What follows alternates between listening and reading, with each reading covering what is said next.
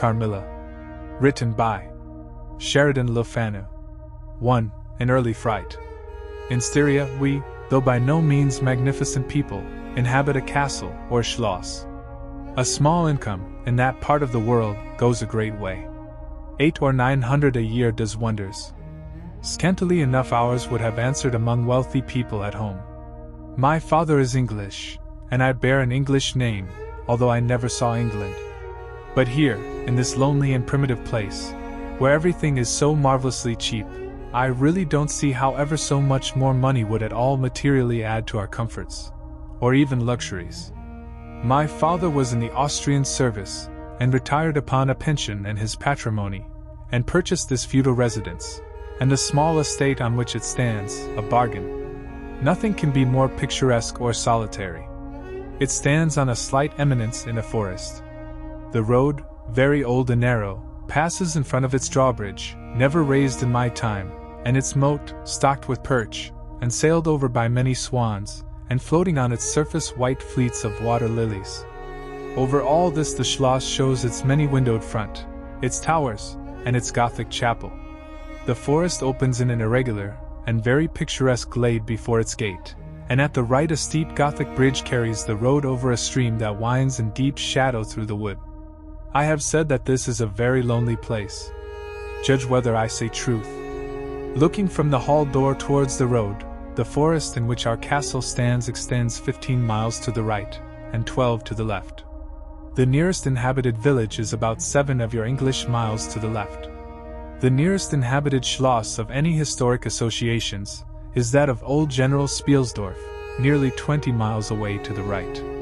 I have said, the nearest inhabited village, because there is, only 3 miles westward, that is to say in the direction of General Spielsdorf's Schloss, a ruined village, with its quaint little church, now roofless, in the aisle of which are the mouldering tombs of the proud family of Karnstein, now extinct, who once owned the equally desolate chateau which, in the thick of the forest, overlooks the silent ruins of the town.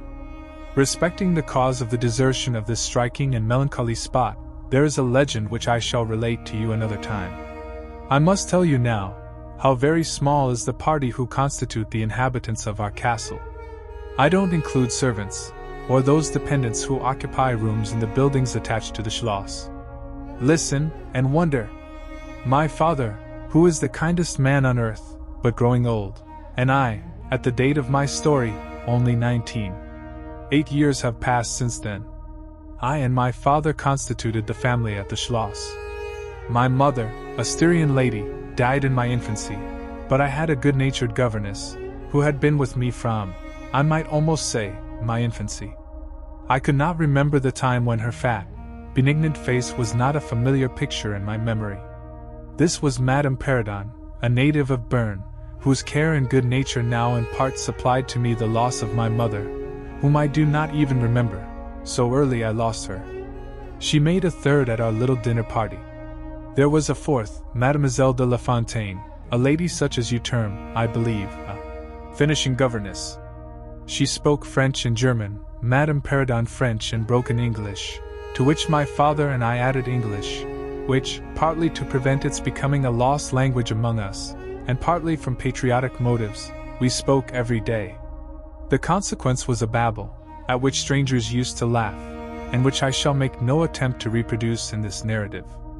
And there were 2 or 3 young lady friends besides, pretty nearly of my own age, who were occasional visitors, for longer or shorter terms, and these visits I sometimes returned.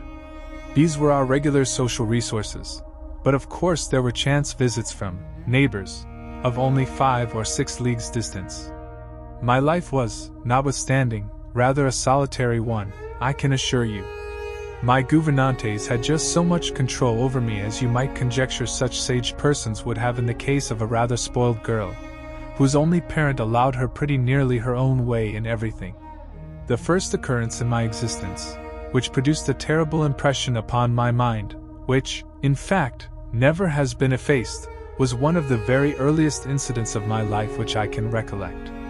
Some people will think it so trifling that it should not be recorded here. You will see, however, by and by, why I mention it. The nursery, as it was called, though I had it all to myself, was a large room in the upper story of the castle, with a steep oak roof. I can't have been more than 6 years old, when one night I awoke, and looking round the room from my bed, failed to see the nursery maid. Neither was my nurse there, and I thought myself alone. I was not frightened, for I was one of those happy children who are studiously kept in ignorance of ghost stories, of fairy tales, and of all such lore as makes us cover up our heads when the door cracks suddenly, or the flicker of an expiring candle makes the shadow of a bedpost dance upon the wall, nearer to our faces. I was vexed and insulted at finding myself, as I conceived, neglected, and I began to whimper, preparatory to a hearty bout of roaring, when to my surprise I saw a solemn, but very pretty face looking at me from the side of the bed. It was that of a young lady who was kneeling, with her hands under the coverlet. I looked at her with a kind of pleased wonder, and ceased whimpering. She caressed me with her hands, and lay down beside me on the bed, and drew me towards her, smiling. I felt immediately delightfully soothed, and fell asleep again. I was wakened by a sensation as if 2 needles ran into my breast very deep at the same moment, and I cried loudly. The lady started back, with her eyes fixed on me, and then slipped down upon the floor, and, as I thought, hid herself under the bed. I was now for the first time frightened, and I yelled with all my might and main. Nurse, nursery maid, housekeeper, all came running in, and hearing my story, they made light of it, soothing me all they could meanwhile. But child as I was, I could perceive that their faces were pale with an unwonted look of anxiety, and I saw them look under the bed, and about the room, and peep under tables and pluck open cupboards, and the housekeeper whispered to the nurse, "Lay your hand along that hollow in the bed, someone did lie there, so sure as you did not, the place is still warm." I remember the nursery maid petting me, and all 3 examining my chest, where I told them I felt a puncture, and pronouncing that there was no sign visible that any such thing had happened to me. The housekeeper and the 2 other servants who were in charge of the nursery remained sitting up all night, and from that time a servant always sat up in the nursery until I was about 14. I was very nervous for a long time after this. A doctor was called in. He was pallid and elderly. How well I remember his long saturnine face, slightly pitted with smallpox, and his chestnut wig. For a good while, every second day, he came and gave me medicine, which of course I hated. The morning after I saw this apparition I was in a state of terror, and could not bear to be left alone, daylight though it was for a moment. I remember my father coming up and standing at the bedside, and talking cheerfully, and asking the nurse a number of questions, and laughing very heartily at one of the answers, and patting me on the shoulder, and kissing me, and telling me not to be frightened, that it was nothing but a dream and could not hurt me. But I was not comforted, for I knew the visit of the strange woman was not a dream, and I was awfully frightened. I was a little consoled by the nursery maid's assuring me that it was she who had come and looked at me, and lain down beside me in the bed, and that I must have been half dreaming not to have known her face. But this, though supported by the nurse, did not quite satisfy me. I remembered, in the course of that day, a venerable old man, in a black cassock, coming into the room with the nurse and housekeeper, and talking a little to them, and very kindly to me. His face was very sweet and gentle, and he told me they were going to pray, and joined my hands together, and desired me to say, softly, while they were praying, "Lord, hear all good prayers for us, for Jesus' sake." I think these were the very words, for I often repeated them to myself, and my nurse used for years to make me say them in my prayers. I remembered so well the thoughtful sweet face of that white-haired old man, in his black cassock, as he stood in that rude, lofty, brown room, with the clumsy furniture of a fashion 300 years old about him, and the scanty light entering its shadowy atmosphere through the small lattice. He kneeled, and the 3 women with him, and he prayed aloud with an earnest quavering voice for, what appeared to me, a long time. I forget all my life preceding that event, and for some time after it is all obscure also, but the scenes I have just described stand out vivid as the isolated pictures of the phantasmagoria surrounded by darkness. 2. A guest. I am now going to tell you something so strange that it will require all your faith in my veracity to believe my story. It is not only true, nevertheless, but truth of which I have been an eyewitness. It was a sweet summer evening, and my father asked me, as he sometimes did, to take a little ramble with him along that beautiful forest vista which I have mentioned as lying in front of the Schloss. "General Spielsdorf cannot come to us so soon as I had hoped," said my father, as we pursued our walk. "He was to have paid us a visit of some weeks, and we had expected his arrival next day.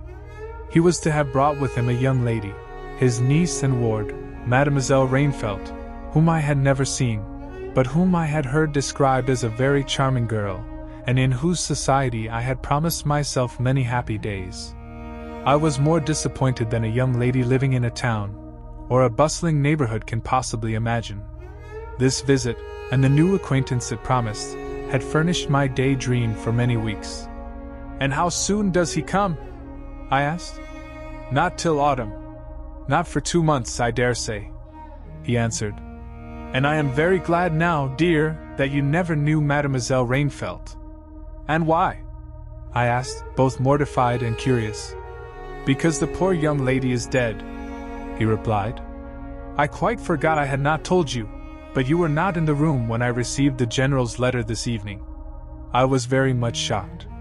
General Spielsdorf had mentioned in his first letter, 6 or 7 weeks before, that she was not so well as he would wish her, but there was nothing to suggest the remotest suspicion of danger. "Here is the General's letter," he said, handing it to me. "I am afraid he is in great affliction. The letter appears to me to have been written very nearly in distraction." We sat down on a rude bench, under a group of magnificent lime trees. The sun was setting with all its melancholy splendor behind the sylvan horizon, and the stream that flows beside our home, and passes under the steep old bridge I have mentioned, wound through many a group of noble trees, almost at our feet, reflecting in its current the fading crimson of the sky.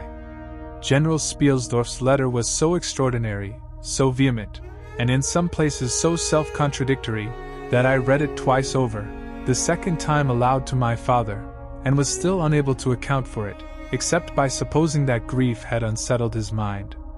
It said, "I have lost my darling daughter, for as such I loved her. During the last days of dear Bertha's illness I was not able to write to you. Before then I had no idea of her danger.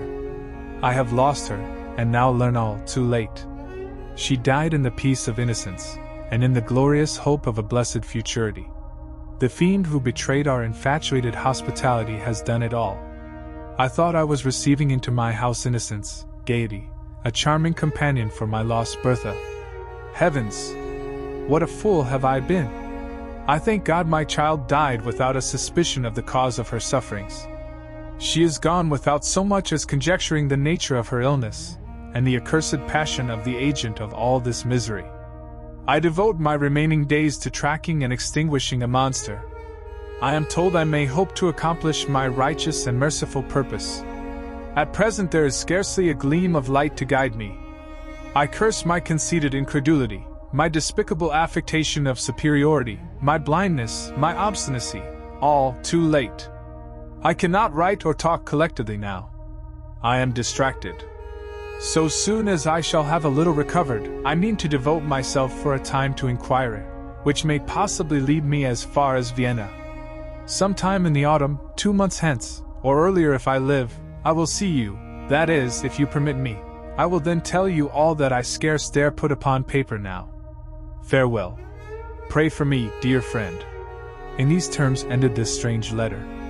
Though I had never seen Bertha Reinfeldt, my eyes filled with tears at the sudden intelligence. I was startled, as well as profoundly disappointed. The sun had now set, and it was twilight by the time I had returned the General's letter to my father. It was a soft, clear evening, and we loitered, speculating upon the possible meanings of the violent and incoherent sentences which I had just been reading. We had nearly a mile to walk before reaching the road that passes the Schloss in front, and by that time the moon was shining brilliantly. At the drawbridge we met Madame Perrodon and Mademoiselle de La Fontaine, who had come out, without their bonnets, to enjoy the exquisite moonlight. We heard their voices gabbling in animated dialogue as we approached. We joined them at the drawbridge, and turned about to admire with them the beautiful scene. The glade through which we had just walked lay before us. At our left the narrow road wound away under clumps of lordly trees, and was lost to sight amid the thickening forest. At the right the same road crosses the steep and picturesque bridge, near which stands a ruined tower which once guarded that pass, and beyond the bridge an abrupt eminence rises, covered with trees, and showing in the shadows some grey ivy-clustered rocks. Over the sward and low grounds a thin film of mist was stealing like smoke, marking the distances with a transparent veil, and here and there we could see the river faintly flashing in the moonlight. No softer, sweeter scene could be imagined. The news I had just heard made it melancholy, but nothing could disturb its character of profound serenity, and the enchanted glory and vagueness of the prospect. My father, who enjoyed the picturesque, and I, stood looking in silence over the expanse beneath us. The two good governesses, standing a little way behind us, discoursed upon the scene, and were eloquent upon the moon. Madame Perrodon was fat, middle-aged, and romantic, and talked and sighed poetically. Mademoiselle de La Fontaine, in right of her father who was a German, assumed to be psychological, metaphysical, and something of a mystic, now declared that when the moon shone with a light so intense it was well known that it indicated a special spiritual activity. The effect of the full moon in such a state of brilliancy was manifold. It acted on dreams, it acted on lunacy, it acted on nervous people, it had marvelous physical influences connected with life.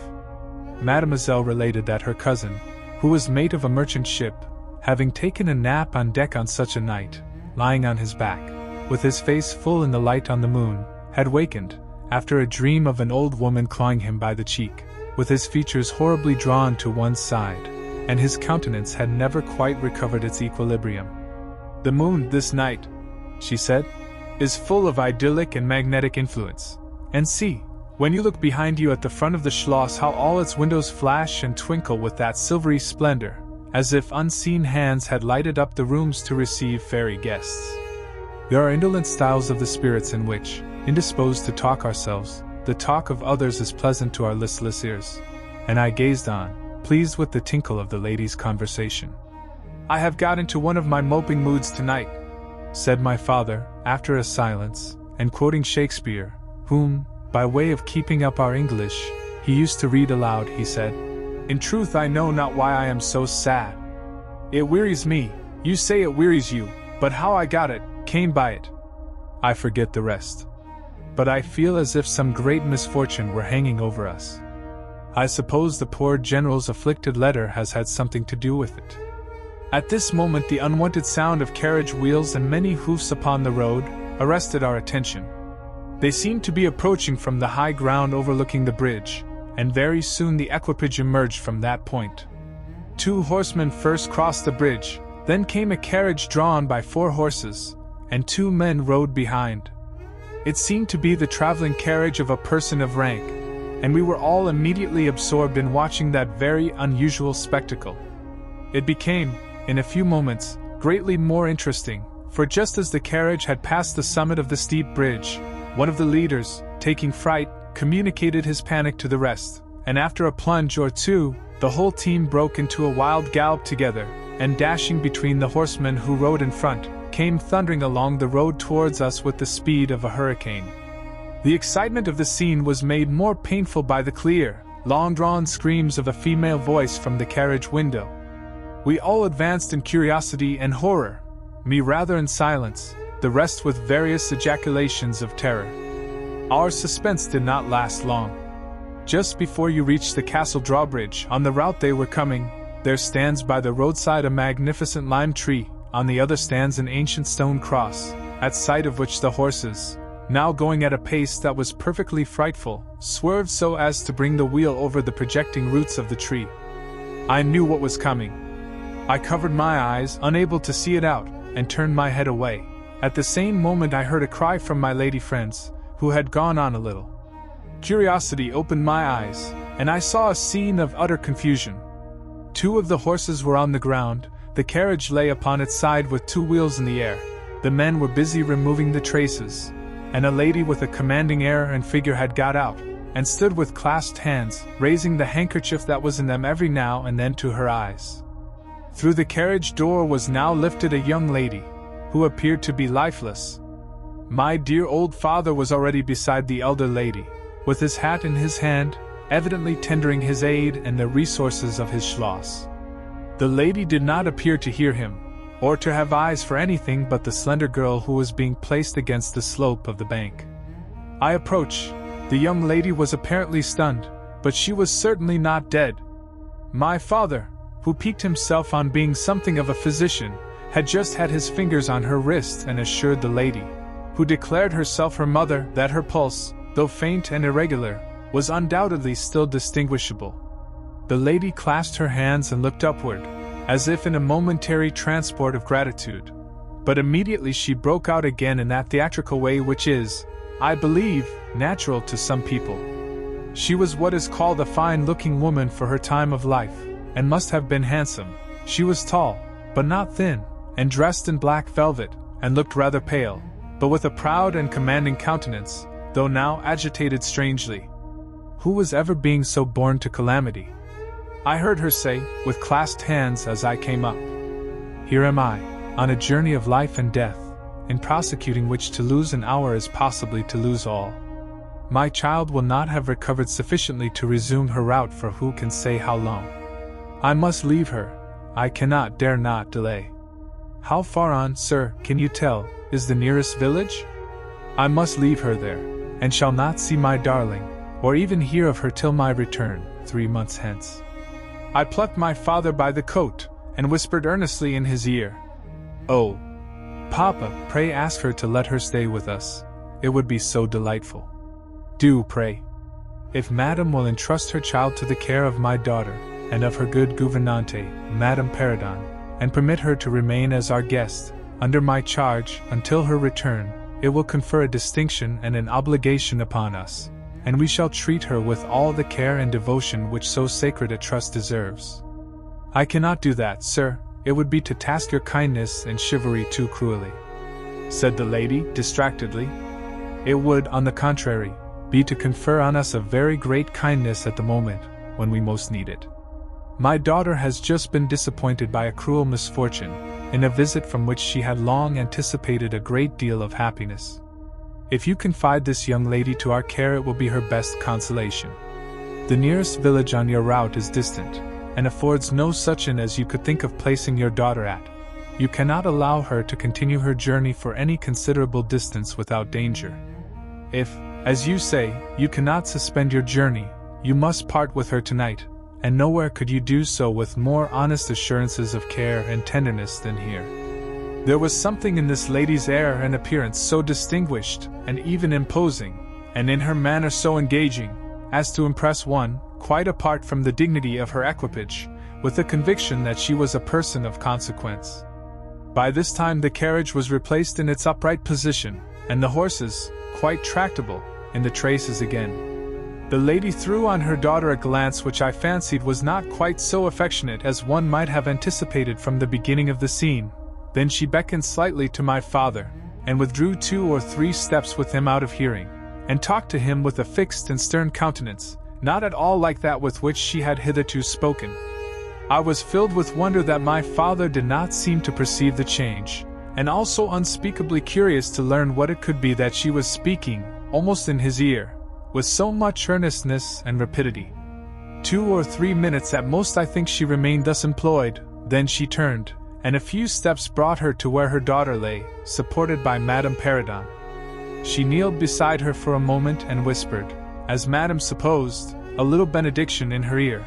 Then hastily kissing her she stepped into her carriage. The door was closed, the footmen in stately liveries jumped up behind, the outriders spurred on, the postilions cracked their whips, the horses plunged and broke suddenly into a furious canter that threatened soon again to become a gallop, and the carriage whirled away, followed at the same rapid pace by the 2 horsemen in the rear. 3. We compare notes. We followed the cortege with our eyes until it was swiftly lost to sight in the misty wood, and the very sound of the hoofs and the wheels died away in the silent night air. Nothing remained to assure us that the adventure had not been an illusion of a moment, but the young lady, who just at that moment opened her eyes. I could not see, for her face was turned from me, but she raised her head, evidently looking about her, and I heard a very sweet voice ask complainingly, Where is Mama?" Our good Madame Perrodon answered tenderly, and added some comfortable assurances. I then heard her ask, "Where am I? What is this place?" And after that she said, "I don't see the carriage, and Matska, where is she?" Madame answered all her questions in so far as she understood them, and gradually the young lady remembered how the misadventure came about, and was glad to hear that no one in, or in attendance on, the carriage was hurt, and on learning that her mamma had left her here, till her return in about 3 months, she wept. I was going to add my consolations to those of Madame Perrodon when Mademoiselle de La Fontaine placed her hand upon my arm, saying, "Don't approach, one at a time is as much as she can at present converse with. A very little excitement would possibly overpower her now. As soon as she is comfortably in bed, I thought, I will run up to her room and see her." My father in the meantime had sent a servant on horseback for the physician, who lived about 2 leagues away, and a bedroom was being prepared for the young lady's reception. The stranger now rose, and leaning on Madame's arm, walked slowly over the drawbridge and into the castle gate.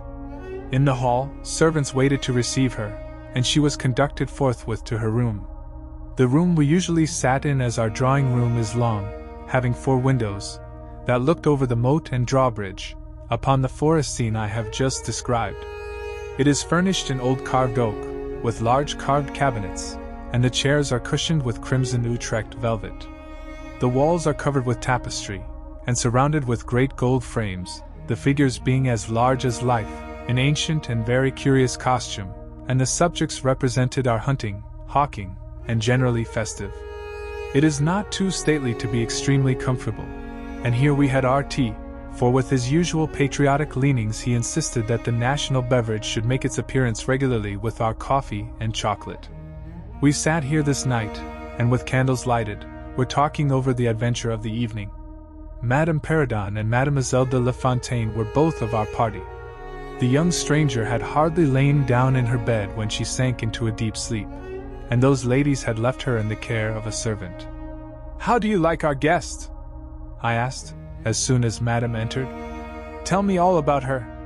"I like her extremely," answered Madame. "She is, I almost think, the prettiest creature I ever saw, about your age, and so gentle and nice. She is absolutely beautiful," threw in Mademoiselle, who had peeped for a moment into the stranger's room. "And such a sweet voice," added Madame Perrodon. "Did you remark a woman in the carriage, after it was set up again, who did not get out?" inquired Mademoiselle, "but only looked from the window." "No, we had not seen her." Then she described a hideous black woman, with a sort of colored turban on her head, and who was gazing all the time from the carriage window, nodding and grinning derisively towards the ladies, with gleaming eyes and large white eyeballs, and her teeth set as if in fury. "Did you remark what an ill-looking pack of men the servants were?" asked Madame. "Yes," said my father, who had just come in. "Ugly, hangdog-looking fellows as ever I beheld in my life. I hope they mayn't rob the poor lady in the forest. They are clever rogues, however. They got everything to rights in a minute. I dare say they are worn out with too long traveling," said Madame. "Besides looking wicked, their faces were so strangely lean, and dark, and sullen. I am very curious, I own, but I dare say the young lady will tell you all about it tomorrow, if she is sufficiently recovered." "I don't think she will," said my father, with a mysterious smile, and a little nod of his head, as if he knew more about it than he cared to tell us. This made us all the more inquisitive as to what had passed between him and the lady in the black velvet, in the brief but earnest interview that had immediately preceded her departure. We were scarcely alone, when I entreated him to tell me. He did not need much pressing. "There is no particular reason why I should not tell you. She expressed a reluctance to trouble us with the care of her daughter, saying she was in delicate health, and nervous, but not subject to any kind of seizure. She volunteered that, nor to any illusion, being, in fact, perfectly sane." "How very odd to say all that," I interpolated. "It was so unnecessary." "At all events it was said," he laughed. "And as you wish to know all that passed, which was indeed very little, I tell you. She then said, 'I am making a long journey of vital importance.' She emphasized the word, rapid and secret. I shall return for my child in 3 months. In the meantime, she will be silent as to who we are, whence we come, and whither we are traveling." That is all she said. She spoke very pure French. When she said the word secret, she paused for a few seconds, looking sternly, her eyes fixed on mine. I fancy she makes a great point of that. You saw how quickly she was gone. I hope I have not done a very foolish thing in taking charge of the young lady. For my part, I was delighted. I was longing to see and talk to her, and only waiting till the doctor should give me leave.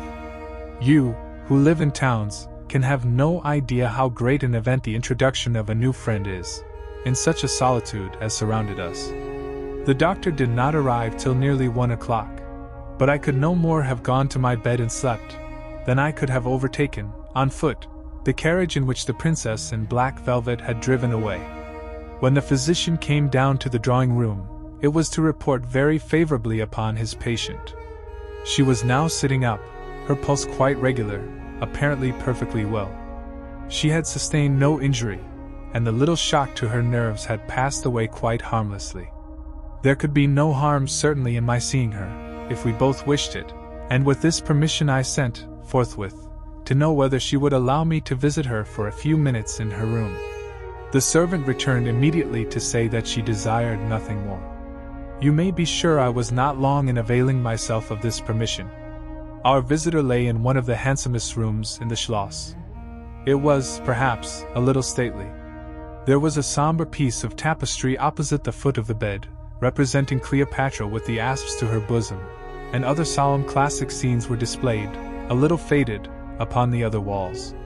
But there was gold carving, and rich and varied color enough in the other decorations of the room, to more than redeem the gloom of the old tapestry. There were candles at the bedside. She was sitting up, her slender pretty figure enveloped in the soft silk dressing gown, embroidered with flowers, and lined with thick quilted silk, which her mother had thrown over her feet as she lay upon the ground. What was it that, as I reached the bedside and had just begun my little greeting, struck me dumb in a moment, and made me recoil a step or two from before her? I will tell you. I saw the very face which had visited me in my childhood at night, which remained so fixed in my memory, and on which I had for so many years so often ruminated with horror, when no one suspected of what I was thinking. It was pretty, even beautiful, and when I first beheld it, wore the same melancholy expression. But this almost instantly lighted into a strange fixed smile of recognition. There was a silence of fully a minute, and then at length she spoke. I could not. "How wonderful!" she exclaimed. "12 years ago, I saw your face in a dream, and it has haunted me ever since." "Wonderful indeed!" I repeated, overcoming with an effort the horror that had for a time suspended my utterances. 12 years ago, in vision or reality, I certainly saw you. I could not forget your face. It has remained before my eyes ever since." Her smile had softened.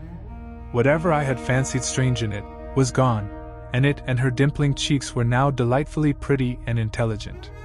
I felt reassured, and continued more in the vein which hospitality indicated, to bid her welcome, and to tell her how much pleasure her accidental arrival had given us all, and especially what a happiness it was to me. I took her hand as I spoke. I was a little shy, as lonely people are, but the situation made me eloquent, and even bold. She pressed my hand, she laid hers upon it, and her eyes glowed, as, looking hastily into mine, she smiled again, and blushed. She answered my welcome very prettily. I sat down beside her, still wondering, and she said, "I must tell you my vision about you. It is so very strange that you and I should have had, each of the other so vivid a dream, that each should have seen, I you and you me, looking as we do now, when of course we both were mere children. I was a child, about 6 years old, and I awoke from a confused and troubled dream, and found myself in a room, unlike my nursery, wainscoted clumsily in some dark wood, and with cupboards and bedsteads, and chairs, and benches placed about it. The beds were, I thought, all empty, and the room itself without anyone but myself in it, and I, after looking about me for some time, and admiring especially an iron candlestick with 2 branches, which I should certainly know again, crept under one of the beds to reach the window, But as I got from under the bed, I heard someone crying, and looking up, while I was still upon my knees, I saw you, most assuredly you. As I see you now, a beautiful young lady, with golden hair and large blue eyes. And lips, you as you are here. Your looks won me. I climbed on the bed and put my arms about you, and I think we both fell asleep. I was aroused by a scream. You were sitting up screaming. I was frightened, and slipped down upon the ground, and it seemed to me, lost consciousness for a moment, and when I came to myself, I was again in my nursery at home.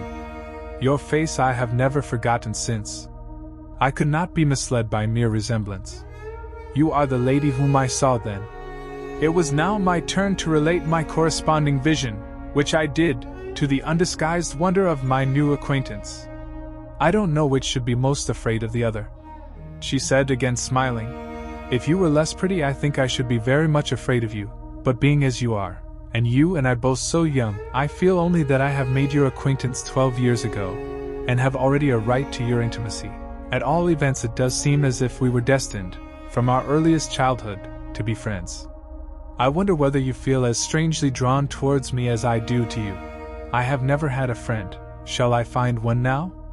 She sighed, and her fine dark eyes gazed passionately on me.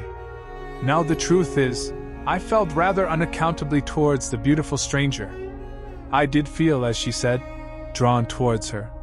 But there was also something of repulsion. In this ambiguous feeling, however, the sense of attraction immensely prevailed. She interested and won me. She was so beautiful and so indescribably engaging. I perceived now something of languor and exhaustion stealing over her, and hastened to bid her good night. The doctor thinks, I added, that you ought to have a maid to sit up with you tonight. One of ours is waiting, and you will find her a very useful and quiet creature. How kind of you, but I could not sleep. I never could with an attendant in the room. I shan't require any assistance, and shall I confess my weakness, I am haunted with a terror of robbers. Our house was robbed once, and 2 servants murdered, so I always lock my door. It has become a habit, and you look so kind I know you will forgive me. I see there is a key in the lock. She held me close in her pretty arms for a moment and whispered in my ear. Good night, darling, it is very hard to part with you, but good night. Tomorrow, but not early, I shall see you again. She sank back on the pillow with a sigh, and her fine eyes followed me with a fond and melancholy gaze, and she murmured again, Good night, dear friend. Young people like, and even love, on impulse. I was flattered by the evident, though as yet undeserved, fondness she showed me. I liked the confidence with which she at once received me. She was determined that we should be very near friends. Next day came and we met again. I was delighted with my companion, that is to say, in many respects. Her looks lost nothing in daylight. She was certainly the most beautiful creature I had ever seen, and the unpleasant remembrance of the face presented in my early dream had lost the effect of the first unexpected recognition. She confessed that she had experienced a similar shock on seeing me, and precisely the same faint antipathy that had mingled with my admiration of her. We now laughed together over our momentary horrors. 4. Her habits. A saunter. I told you that I was charmed with her in most particulars. There were some that did not please me so well. She was above the middle height of women. I shall begin by describing her. She was slender, and wonderfully graceful. Except that her movements were languid, very languid. Indeed, there was nothing in her appearance to indicate an invalid. Her complexion was rich and brilliant. Her features were small and beautifully formed. Her eyes large, dark, and lustrous. Her hair was quite wonderful. I never saw hair so magnificently thick and long when it was down about her shoulders. I have often placed my hands under it, and laughed with wonder at its weight. It was exquisitely fine and soft, and in color a rich, very dark brown, with something of gold. I loved to let it down, tumbling with its own weight, as, in her room, she lay back in her chair talking in her sweet low voice. I used to fold and braid it, and spread it out and play with it. Heavens! If I had but known all! I said there were particulars which did not please me. I have told you that her confidence won me the first night I saw her, but I found that she exercised with respect to herself, her mother, her history, everything in fact connected with her life, plans, and people, an ever-wakeful reserve. I dare say I was unreasonable, perhaps I was wrong. I dare say I ought to have respected the solemn injunction laid upon my father by the stately lady in black velvet. But curiosity is a restless and unscrupulous passion, and no one girl can endure, with patience, that hers should be baffled by another. What harm could it do anyone to tell me what I so ardently desired to know? Had she no trust in my good sense or honor? Why would she not believe me when I assured her, so solemnly, that I would not divulge one syllable of what she told me to any mortal breathing? There was a coldness, it seemed to me, beyond her years, in her smiling, melancholy, persistent refusal to afford me the least ray of light. I cannot say we quarreled upon this point, for she would not quarrel upon any. It was, of course, very unfair of me to press her, very ill-bred, but I really could not help it, and I might just as well have let it alone. What she did tell me amounted, in my unconscionable estimation, to nothing.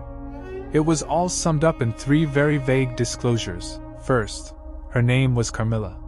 Second, her family was very ancient and noble. Third, her home lay in the direction of the west. She would not tell me the name of her family, nor their armorial bearings, nor the name of their estate, nor even that of the country they lived in. You are not to suppose that I worried her incessantly on these subjects.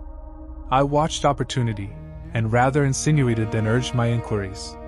Once or twice, indeed, I did attack her more directly. But no matter what my tactics, utter failure was invariably the result. Reproaches and caresses were all lost upon her. But I must add this, that her evasion was conducted with so pretty a melancholy and deprecation, with so many, and even passionate declarations of her liking for me, and trust in my honor, and with so many promises that I should at last know all, that I could not find it in my heart long to be offended with her. She used to place her pretty arms about my neck, draw me to her, and laying her cheek to mine, murmur with her lips near my ear, "Dearest, your little heart is wounded. Think me not cruel because I obey the irresistible law of my strength and weakness. If your dear heart is wounded, my wild heart bleeds with yours. In the rapture of my enormous humiliation I live in your warm life, and you shall die, sweetly die, into mine. I cannot help it. As I draw near to you, you, in your turn, will draw near to others, and learn the rapture of that cruelty, which yet is love. So, for a while, seek to know no more of me and mine, but trust me with all your loving spirit." And when she had spoken such a rhapsody, she would press me more closely in her trembling embrace, and her lips in soft kisses gently glow upon my cheek. Her agitations and her language were unintelligible to me. From these foolish embraces, which were not of very frequent occurrence, I must allow, I used to wish to extricate myself, but my energies seemed to fail me. Her murmured words sounded like a lullaby in my ear, and soothed my resistance into a trance, from which I only seemed to recover myself when she withdrew her arms. In these mysterious moods I did not like her. I experienced a strange tumultuous excitement that was pleasurable, ever and anon, mingled with a vague sense of fear and disgust. I had no distinct thoughts about her while such scenes lasted, but I was conscious of a love growing into adoration, and also of abhorrence. This I know is paradox, but I can make no other attempt to explain the feeling. I now write, after an interval of more than 10 years, with a trembling hand, with a confused and horrible recollection of certain occurrences and situations, in the ordeal through which I was unconsciously passing, though with a vivid and very sharp remembrance of the main current of my story. But I suspect, in all lives there are certain emotional scenes, those in which our passions have been most wildly and terribly roused, that are of all others the most vaguely and dimly remembered. Sometimes after an hour of apathy, my strange and beautiful companion would take my hand and hold it with a fond pressure, renewed again and again, blushing softly, gazing in my face with languid and burning eyes, and breathing so fast that her dress rose and fell with the tumultuous respiration. It was like the ardor of a lover. It embarrassed me. It was hateful and yet overpowering, and with gloating eyes she drew me to her, and her hot lips traveled along my cheek in kisses, and she would whisper, almost in sobs, "You are mine, you shall be mine, you and I are one forever." Then she had thrown herself back in her chair, with her small hands over her eyes, leaving me trembling. "Are we related?" I used to ask. "What can you mean by all this? I remind you perhaps of someone whom you love, but you must not. I hate it. I don't know you. I don't know myself when you look so and talk so." She used to sigh at my vehemence, then turn away and drop my hand. Respecting these very extraordinary manifestations, I strove in vain to form any satisfactory theory. I could not refer them to affectation or trick. It was unmistakably the momentary breaking out of suppressed instinct and emotion. Was she, notwithstanding her mother's volunteered denial, subject to brief visitations of insanity? Or was there here a disguise and a romance? I had read in old storybooks of such things. What if a boyish lover had found his way into the house, and sought to prosecute his suit in masquerade, with the assistance of a clever old adventuress? But there were many things against this hypothesis, highly interesting as it was to my vanity. I could boast of no little attentions such as masculine gallantry delights to offer. Between these passionate moments there were long intervals of commonplace, of gaiety, of brooding melancholy, during which, except that I detected her eyes so full of melancholy fire, following me, at times I might have been as nothing to her. Except in these brief periods of mysterious excitement her ways were girlish, and there was always a languor about her, quite incompatible with a masculine system in a state of health. In some respects her habits were odd, perhaps not so singular in the opinion of a town lady like you, as they appeared to us rustic people. She used to come down very late, generally not till 1 o'clock. She would then take a cup of chocolate, but eat nothing. We then went out for a walk, which was a mere saunter, and she seemed, almost immediately, exhausted, and either returned to the schloss or sat on one of the benches that were placed, here and there, among the trees. This was a bodily languor in which her mind did not sympathize. She was always an animated talker, and very intelligent. She sometimes alluded for a moment to her own home, or mentioned an adventure or situation, or an early recollection, which indicated a people of strange manners, and described customs of which we knew nothing. I gathered from these chance hints that her native country was much more remote than I had at first fancied. As we sat thus one afternoon under the trees, a funeral passed us by. It was that of a pretty young girl, whom I had often seen, the daughter of one of the rangers of the forest. The poor man was walking behind the coffin of his darling. She was his only child, and he looked quite heartbroken. Peasants walking two and two came behind. They were singing a funeral hymn. I rose to mark my respect as they passed, and joined in the hymn they were very sweetly singing. My companion shook me a little roughly, and I turned surprised. She said brusquely, "Don't you perceive how discordant that is? I think it very sweet, on the contrary," I answered, vexed at the interruption, and very uncomfortable, lest the people who composed the little procession should observe and resent what was passing. I resumed, therefore, instantly, and was again interrupted. "You pierce my ears," said Carmilla, almost angrily, and stopping her ears with her tiny fingers. "Besides, how can you tell that your religion and mine are the same? Your forms wound me, and I hate funerals. What a fuss! Why, you must die. Everyone must die, and all are happier when they do. Come home. My father has gone on with the clergyman to the churchyard. I thought you knew she was to be buried today." "She? I don't trouble my head about peasants.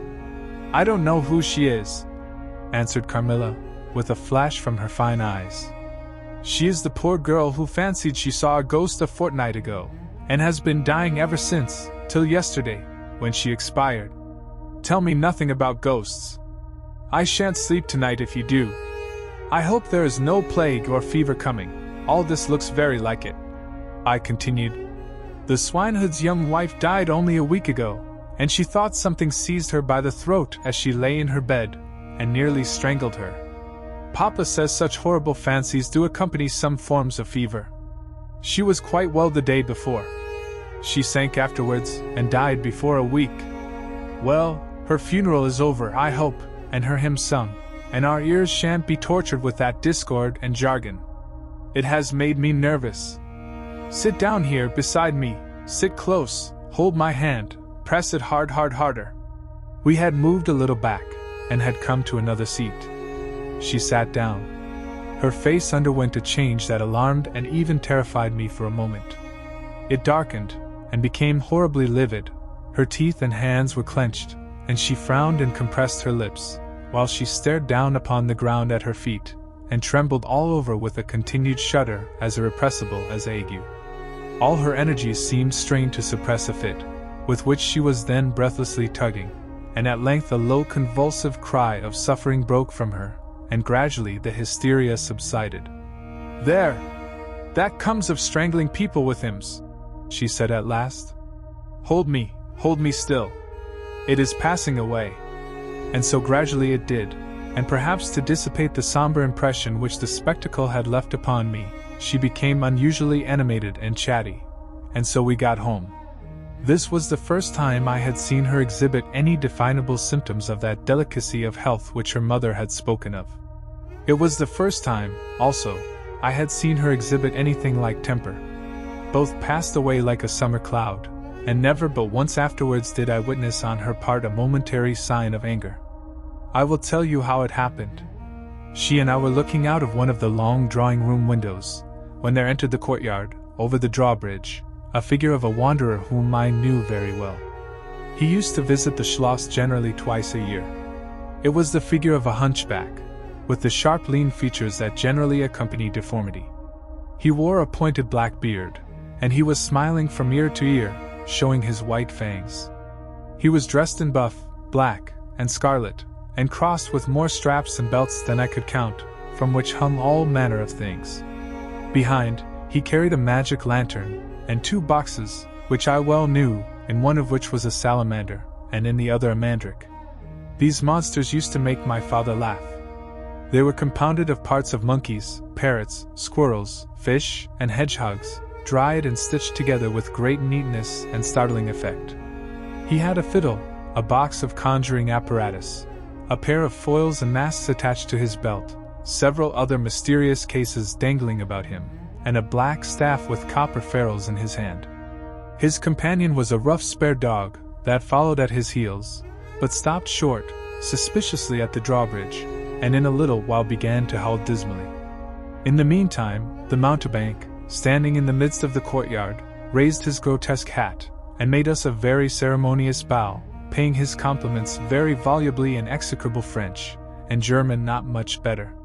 Then, disengaging his fiddle, he began to scrape a lively air to which he sang with a merry discord, dancing with ludicrous airs and activity, that made me laugh, in spite of the dog's howling. Then he advanced to the window with many smiles and salutations, and his hat in his left hand, his fiddle under his arm, and with a fluency that never took breath, he gabbled a long advertisement of all his accomplishments, and the resources of the various arts which he placed at our service, and the curiosities and entertainments which it was in his power, at our bidding, to display.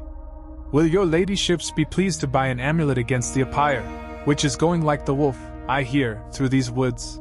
he said, dropping his hat on the pavement. "They are dying of it right and left, and here is a charm that never fails, only pinned to the pillow, and you may laugh in his face." These charms consisted of oblong slips of vellum, with cabalistic ciphers and diagrams upon them. Carmilla instantly purchased one, and so did I. He was looking up, and we were smiling down upon him, amused. At least, I can answer for myself. His piercing black eye, as he looked up in our faces, seemed to detect something that fixed for a moment his curiosity. In an instant he unrolled a leather case, full of all manner of odd little steel instruments. "See here, my lady," he said, displaying it, and addressing me. "I profess, among other things less useful, the art of dentistry." "Plague take the dog," he interpolated.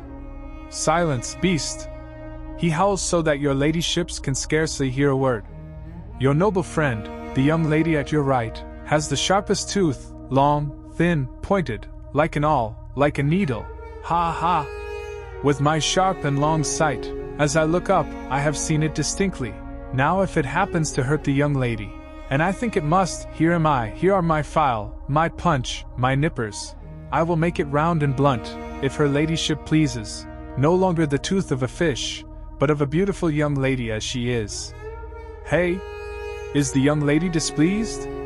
Have I been too bold? Have I offended her? The young lady, indeed, looked very angry as she drew back from the window. How dares that mountebank insult us so? Where is your father? I shall demand redress from him. My father would have had the wretch tied up to the pump, and flogged with a cart whip, and burnt to the bones with the cattle brand. She retired from the window a step or two, and sat down, and had hardly lost sight of the offender, when her wrath subsided as suddenly as it had risen, and she gradually recovered her usual tone, and seemed to forget the little hunchback and his follies. My father was out of spirits that evening. On coming in, he told us that there had been another case very similar to the two fatal ones which had lately occurred. The sister of a young peasant on his estate, only a mile away, was very ill, had been, as she described it, attacked very nearly in the same way, and was now slowly but steadily sinking. All this, said my father, is strictly referable to natural causes. These poor people infect one another with their superstitions, and so repeat in imagination the images of terror that have infested their neighbors. But that very circumstance frightens one horribly, said Carmilla. How so? Inquired my father. I am so afraid of fancying I see such things. I think it would be as bad as reality. We are in God's hands, nothing can happen without His permission, and all will end well for those who love Him. He is our faithful Creator. He has made us all, and will take care of us. Creator! Nature! Said the young lady in answer to my gentle father. And this disease that invades the country is natural. Nature. All things proceed from nature, don't they? All things in the heaven, in the earth, and under the earth, act and live as nature ordains? I think so. The doctor said he would come here today, said my father, after a silence. I want to know what he thinks about it, and what he thinks we had better do. Doctors never did me any good, said Carmilla. Then you have been ill? I asked. More ill than ever you were, she answered. Long ago? Yes, a long time. I suffered from this very illness, but I forget all but my pain and weakness, and they were not so bad as are suffered in other diseases. You were very young then? I dare say, let us talk no more of it. You would not wound a friend? She looked languidly in my eyes, and passed her arm round my waist lovingly, and led me out of the room. My father was busy over some papers near the window. Why does your papa like to frighten us? Said the pretty girl with a sigh and a little shudder. He doesn't, dear Carmilla, it is the very furthest thing from his mind. Are you afraid, dearest? I should be very much if I fancied there was any real danger of my being attacked as those poor people were. You are afraid to die? Yes, everyone is. But to die as lovers may, to die together, so that they may live together. Girls are caterpillars while they live in the world, to be finally butterflies when the summer comes. But in the meantime there are grubs and larvae, don't you see, each with their peculiar propensities, necessities and structure. So says Monsieur Buffon, in his big book, in the next room. Later in the day the doctor came, and was closeted with Papa for some time. He was a skillful man, of 60 and upwards. He wore powder, and shaved his pale face as smooth as a pumpkin. He and Papa emerged from the room together, and I heard Papa laugh, and say as they came out, Well, I do wonder at a wise man like you. What do you say to hippogriffs and dragons?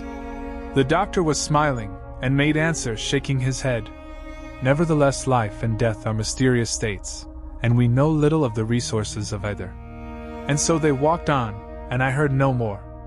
I did not then know what the doctor had been broaching, but I think I guess it now. 5.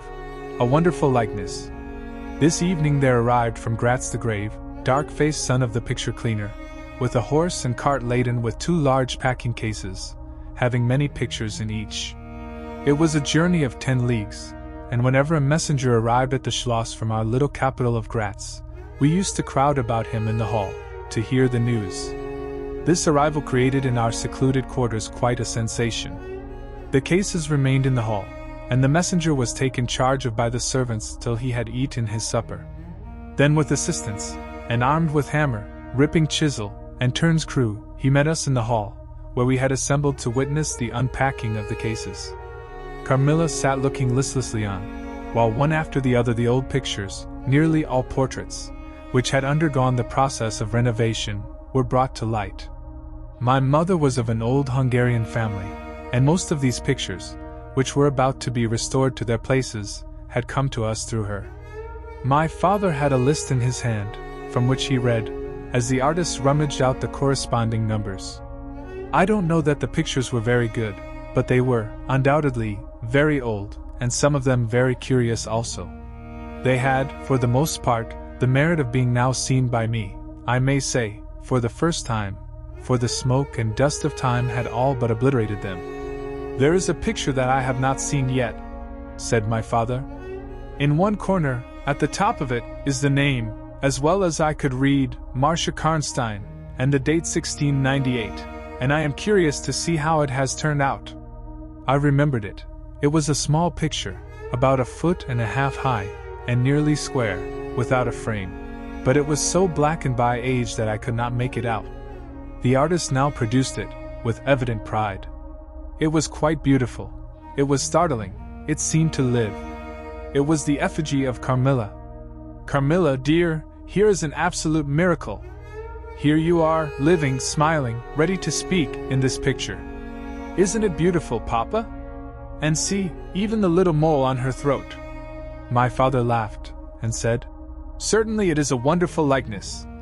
But he looked away, and to my surprise seemed but little struck by it, and went on talking to the picture cleaner, who was also something of an artist, and discoursed with intelligence about the portraits or other works, which his art had just brought into light and color, while I was more and more lost and wondered the more I looked at the picture. "Will you let me hang this picture in my room, Papa?" I asked. "Certainly, dear," said he, smiling. "I'm very glad you think it so like.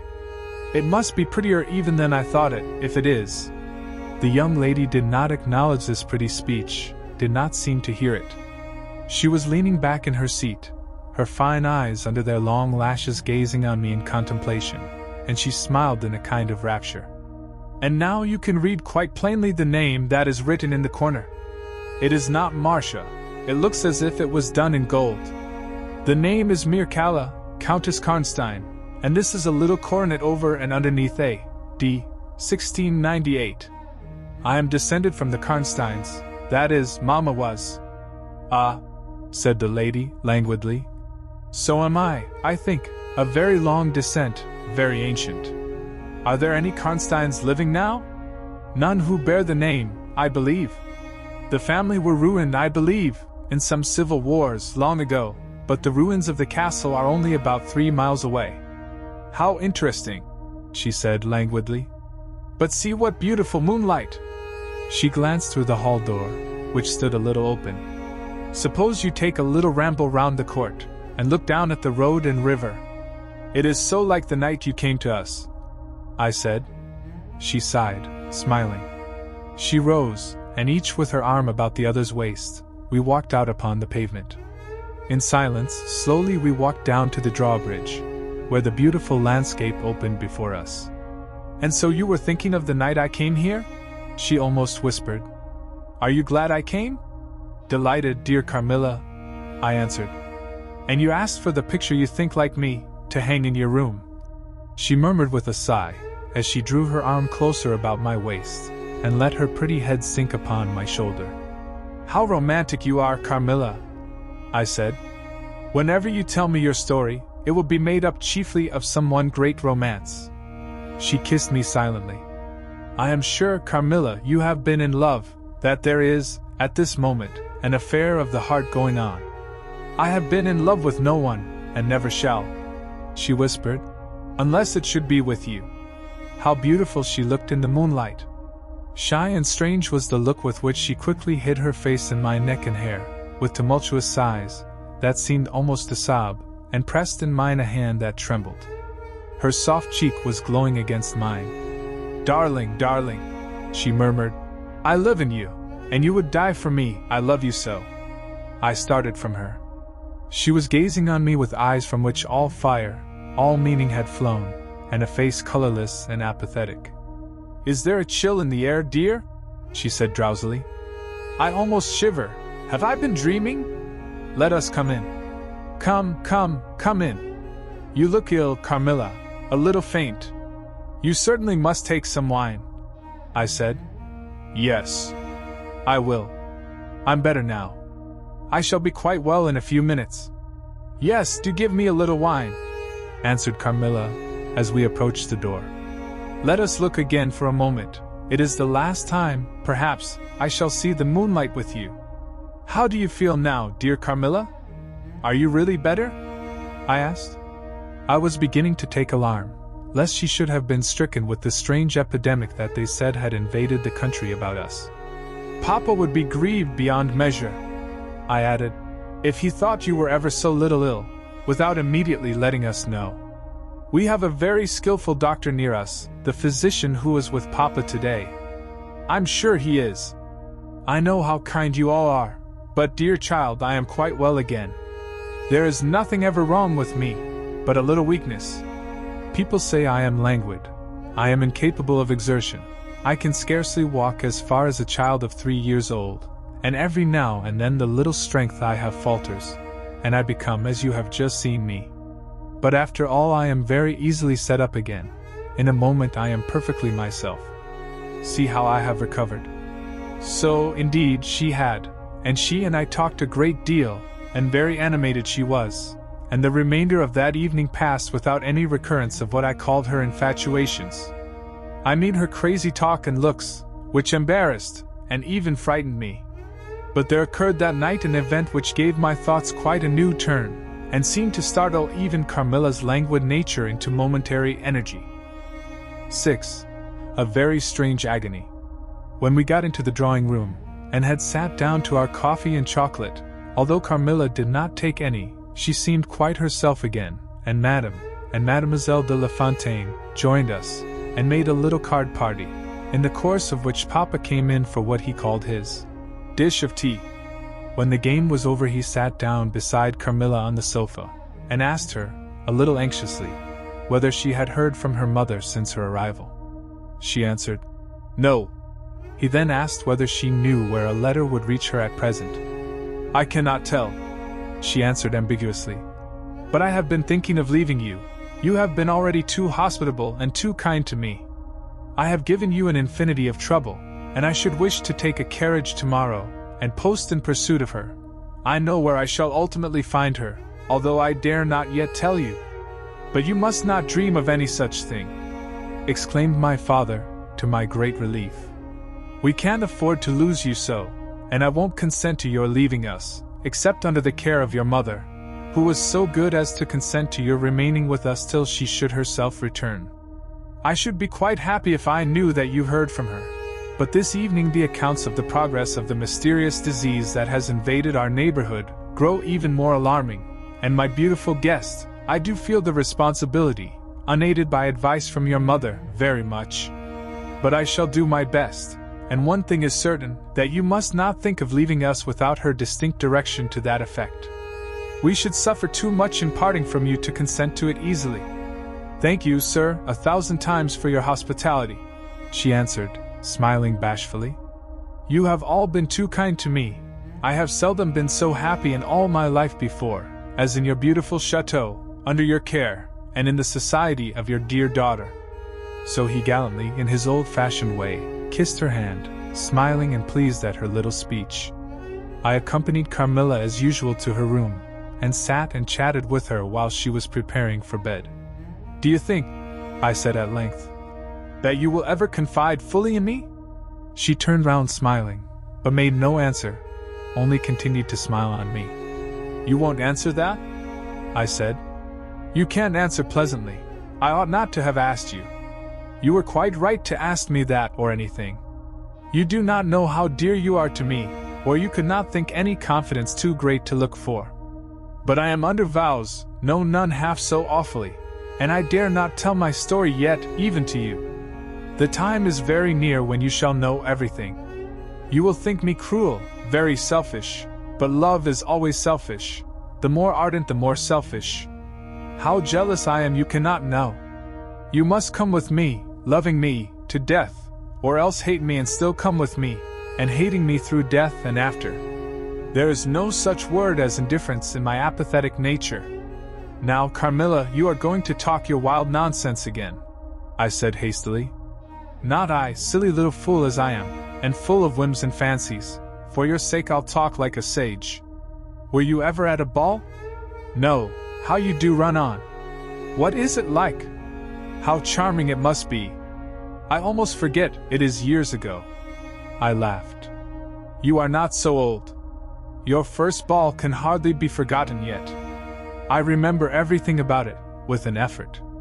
I see it all, as divers see what is going on above them, through a medium, dense, rippling, but transparent. There occurred that night what has confused the picture, and made its colors faint. I was all but assassinated in my bed, wounded here. She touched her breast. And never was the same since. Were you near dying? Yes, very. A cruel love, strange love, that would have taken my life. Love will have its sacrifices. No sacrifice without blood. Let us go to sleep now. I feel so lazy. How can I get up just now and lock my door? She was lying with her tiny hands buried in her rich wavy hair, under her cheek, her little head upon the pillow, and her glittering eyes followed me wherever I moved, with a kind of shy smile that I could not decipher. I bid her good night, and crept from the room with an uncomfortable sensation. I often wondered whether our pretty guest ever said her prayers. I certainly had never seen her upon her knees. In the morning she never came down until long after our family prayers were over, and at night she never left the drawing room to attend our brief evening prayers in the hall. If it had not been that it had casually come out in one of our careless talks that she had been baptized, I should have doubted her being a Christian. Religion was a subject on which I had never heard her speak a word. If I had known the world better, this particular neglect or antipathy would not have so much surprised me.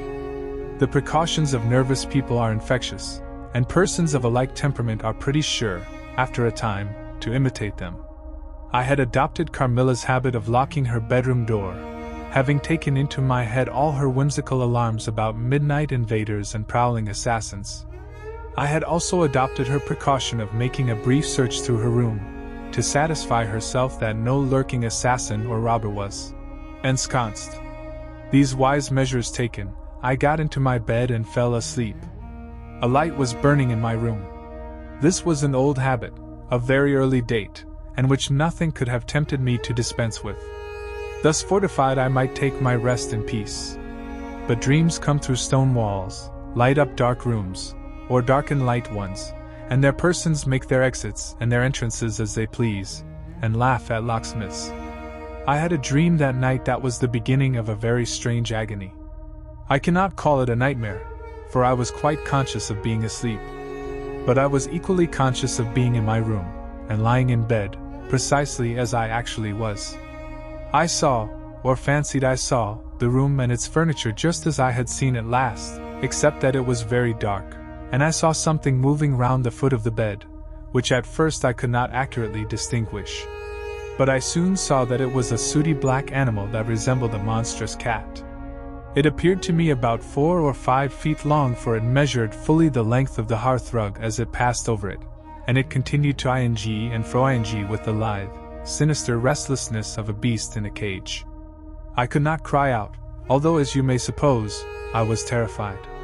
Its pace was growing faster, and the room rapidly darker and darker, and at length so dark that I could no longer see anything of it but its eyes. I felt it spring lightly on the bed. The 2 broad eyes approached my face, and suddenly I felt a stinging pain as if 2 large needles darted, an inch or 2 apart, deep into my breast. I waked with a scream. The room was lighted by the candle that burned there all through the night, and I saw a female figure standing at the foot of the bed, a little at the right side. It was in a dark loose dress, and its hair was down, and covered its shoulders. A block of stone could not have been more still. There was not the slightest stir of respiration. As I stared at it, the figure appeared to have changed its place, and was now nearer the door. Then, close to it, the door opened, and it passed out. I was now relieved, and able to breathe and move. My first thought was that Carmilla had been playing me a trick, and that I had forgotten to secure my door. I hastened to it, and found it locked as usual on the inside. I was afraid to open it. I was horrified. I sprang into my bed and covered my head up in the bedclothes, and lay there more dead than alive till morning. 7. Descending. It would be vain my attempting to tell you the horror with which, even now, I recall the occurrence of that night. It was no such transitory terror as a dream leaves behind it. It seemed to deepen by time, and communicated itself to the room and the very furniture that had encompassed the apparition. I could not bear next day to be alone for a moment. I should have told Papa, but for two opposite reasons. At one time I thought he would laugh at my story, and I could not bear its being treated as a jest, and at another I thought he might fancy that I had been attacked by the mysterious complaint which had invaded our neighborhood. I had myself no misgiving of the kind, and as he had been rather an invalid for some time, I was afraid of alarming him. I was comfortable enough with my good-natured companions, Madame Perrodon, and the vivacious Mademoiselle La Fontaine. They both perceived that I was out of spirits and nervous, and at length I told them what lay so heavy at my heart. Mademoiselle laughed, but I fancied that Madame Perrodon looked anxious. "By the by," said Mademoiselle, laughing, "the long lime tree walk, behind Carmilla's bedroom window, is haunted." "Nonsense!" exclaimed Madame, who probably thought the theme rather inopportune. "And who tells that story, my dear?" "Martin says that he came up twice, when the old yard gate was being repaired, before sunrise, and twice saw the same female figure walking down the lime tree avenue. So he well might, as long as there are cows to milk in the river fields," said Madame. "I dare say. But Martin chooses to be frightened, and never did I see fool more frightened." "You must not say a word about it to Carmilla, because she can see down that walk from her room window," I interposed. "And she is, if possible, a greater coward than I." Carmilla came down rather later than usual that day. "I was so frightened last night," she said, so soon as we're together. "And I am sure I should have seen something dreadful if it had not been for that charm I bought from the poor little hunchback whom I called such hard names. I had a dream of something black coming round my bed, and I awoke in a perfect horror, and I really thought, for some seconds, I saw a dark figure near the chimney-piece, but I felt under my pillow for my charm, and the moment my fingers touched it, the figure disappeared, and I felt quite certain, only that I had it by me, that something frightful would have made its appearance, and perhaps throttled me, as it did those poor people we heard of." "Well, listen to me," I began, and recounted my adventure, at the recital of which she appeared horrified. "And had you the charm near you?" she asked earnestly. "No, I had dropped it into a china vase in the drawing-room, but I shall certainly take it with me tonight, as you have so much faith in it. At this distance of time I cannot tell you, or even understand, how I overcame my horror so effectually as to lie alone in my room that night. I remember distinctly that I pinned the charm to my pillow. I fell asleep almost immediately, and slept even more soundly than usual all night. Next night I passed as well. My sleep was delightfully deep and dreamless, but I wakened with a sense of lassitude and melancholy, which, however, did not exceed a degree that was almost luxurious." "Well, I told you so," said Carmilla, when I described my quiet sleep. "I had such delightful sleep myself last night. I pinned the charm to the breast of my nightdress. It was too far away the night before. I am quite sure it was all fancy, except the dreams. I used to think that evil spirits made dreams, but our doctor told me it is no such thing. Only a fever passing by, or some other malady, as they often do, he said, knocks at the door, and not being able to get in, passes on, with that alarm." "And what do you think the charm is?" said I. "It has been fumigated or immersed in some drug, and is an antidote against the malaria," she answered. "Then it acts only on the body?" "Certainly. You don't suppose that evil spirits are frightened by bits of ribbon, or the perfumes of a druggist's shop? No, these complaints, wandering in the air, begin by trying the nerves, and so infect the brain, but before they can seize upon you, the antidote repels them. That I am sure is what the charm has done for us. It is nothing magical, it is simply natural. I should have been happier if I could have quite agreed with Carmilla, but I did my best, and the impression was a little losing its force. For some nights I slept profoundly, but still every morning I felt the same lassitude, and a languor weighed upon me all day.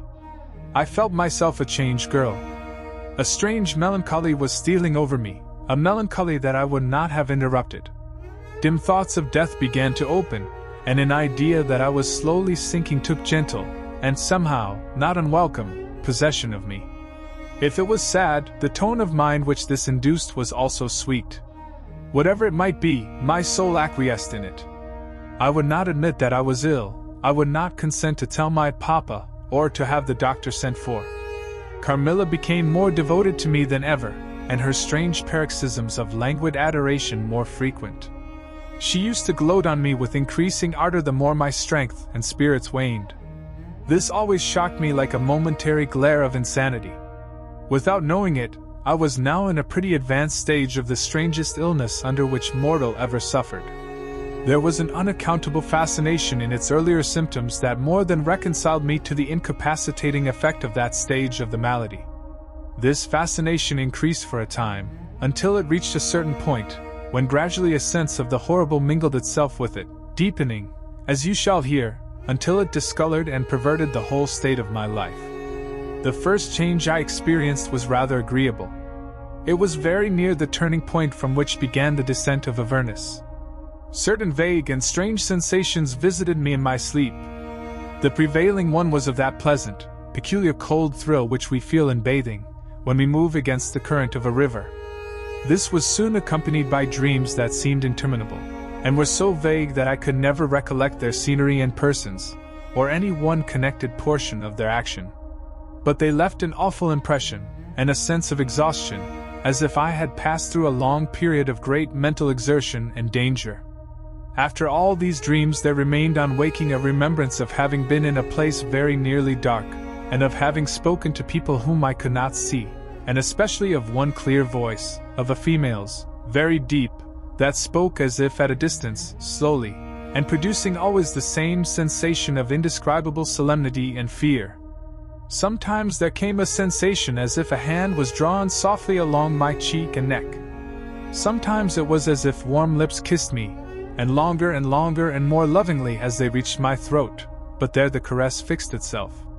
My heart beat faster, my breathing rose and fell rapidly and full drawn, a sobbing, that rose into a sense of strangulation, supervened, and turned into a dreadful convulsion, in which my senses left me and I became unconscious. It was now 3 weeks since the commencement of this unaccountable state. My sufferings had, during the last week, told upon my appearance. I had grown pale, my eyes were dilated and darkened underneath, and the languor which I had long felt began to display itself in my countenance. My father asked me often whether I was ill, but with an obstinacy which now seems to me unaccountable, I persisted in assuring him that I was quite well. In a sense this was true. I had no pain, I could complain of no bodily derangement. My complaint seemed to be one of the imagination, or the nerves, and horrible as my sufferings were, I kept them, with a morbid reserve, very nearly to myself. It could not be that terrible complaint which the peasants called the apire, for I had now been suffering for 3 weeks, and they were seldom ill for much more than 3 days, when death put an end to their miseries. Carmilla complained of dreams and feverish sensations, but by no means of so alarming a kind as mine. I say that mine were extremely alarming. Had I been capable of comprehending my condition, I would have invoked aid and advice on my knees. The narcotic of an unsuspected influence was acting upon me, and my perceptions were benumbed. I am going to tell you now of a dream that led immediately to an odd discovery. One night, instead of the voice I was accustomed to hear in the dark, I heard one, sweet and tender, and at the same time terrible, which said, "Your mother warns you to beware of the assassin." At the same time a light unexpectedly sprang up, and I saw Carmilla, standing, near the foot of my bed, in her white nightdress, bathed, from her chin to her feet, in one great stain of blood. I wakened with a shriek, possessed with the one idea that Carmilla was being murdered. I remember springing from my bed, and my next recollection is that of standing on the lobby, crying for help. Madame and Mademoiselle came scurrying out of their rooms in alarm. A lamp burned always on the lobby, and seeing me, They soon learned the cause of my terror. I insisted on our knocking at Carmilla's door. Our knocking was unanswered. It soon became a pounding and an uproar. We shrieked her name, but all was vain. We all grew frightened, for the door was locked. We hurried back, in panic, to my room. There we rang the bell long and furiously. If my father's room had been at that side of the house, we would have called him up at once to our aid. But, alas! He was quite out of hearing, and to reach him involved an excursion for which we none of us had courage. Servants, however, soon came running up the stairs. I had got on my dressing gown and slippers meanwhile, and my companions were already similarly furnished. Recognizing the voices of the servants on the lobby, we sallied out together, and having renewed, as fruitlessly, our summons at Carmilla's door, I ordered the men to force the lock. They did so, and we stood, holding our lights aloft, in the doorway, and so stared into the room. We called her by name, but there was still no reply. We looked round the room. Everything was undisturbed. It was exactly in the state in which I had left it on bidding her good night. But Carmilla was gone. 8. Search. At sight of the room, perfectly undisturbed except for our violent entrance, we began to cool a little, and soon recovered our senses sufficiently to dismiss the men.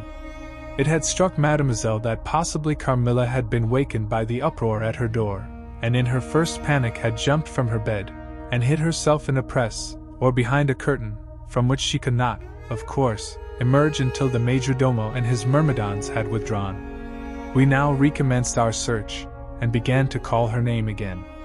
It was all to no purpose. Our perplexity and agitation increased. We examined the windows, but they were secured. I implored of Carmilla, if she had concealed herself, to play this cruel trick no longer, to come out and to end our anxieties. It was all useless. I was by this time convinced that she was not in the room, nor in the dressing room, the door of which was still locked on this side.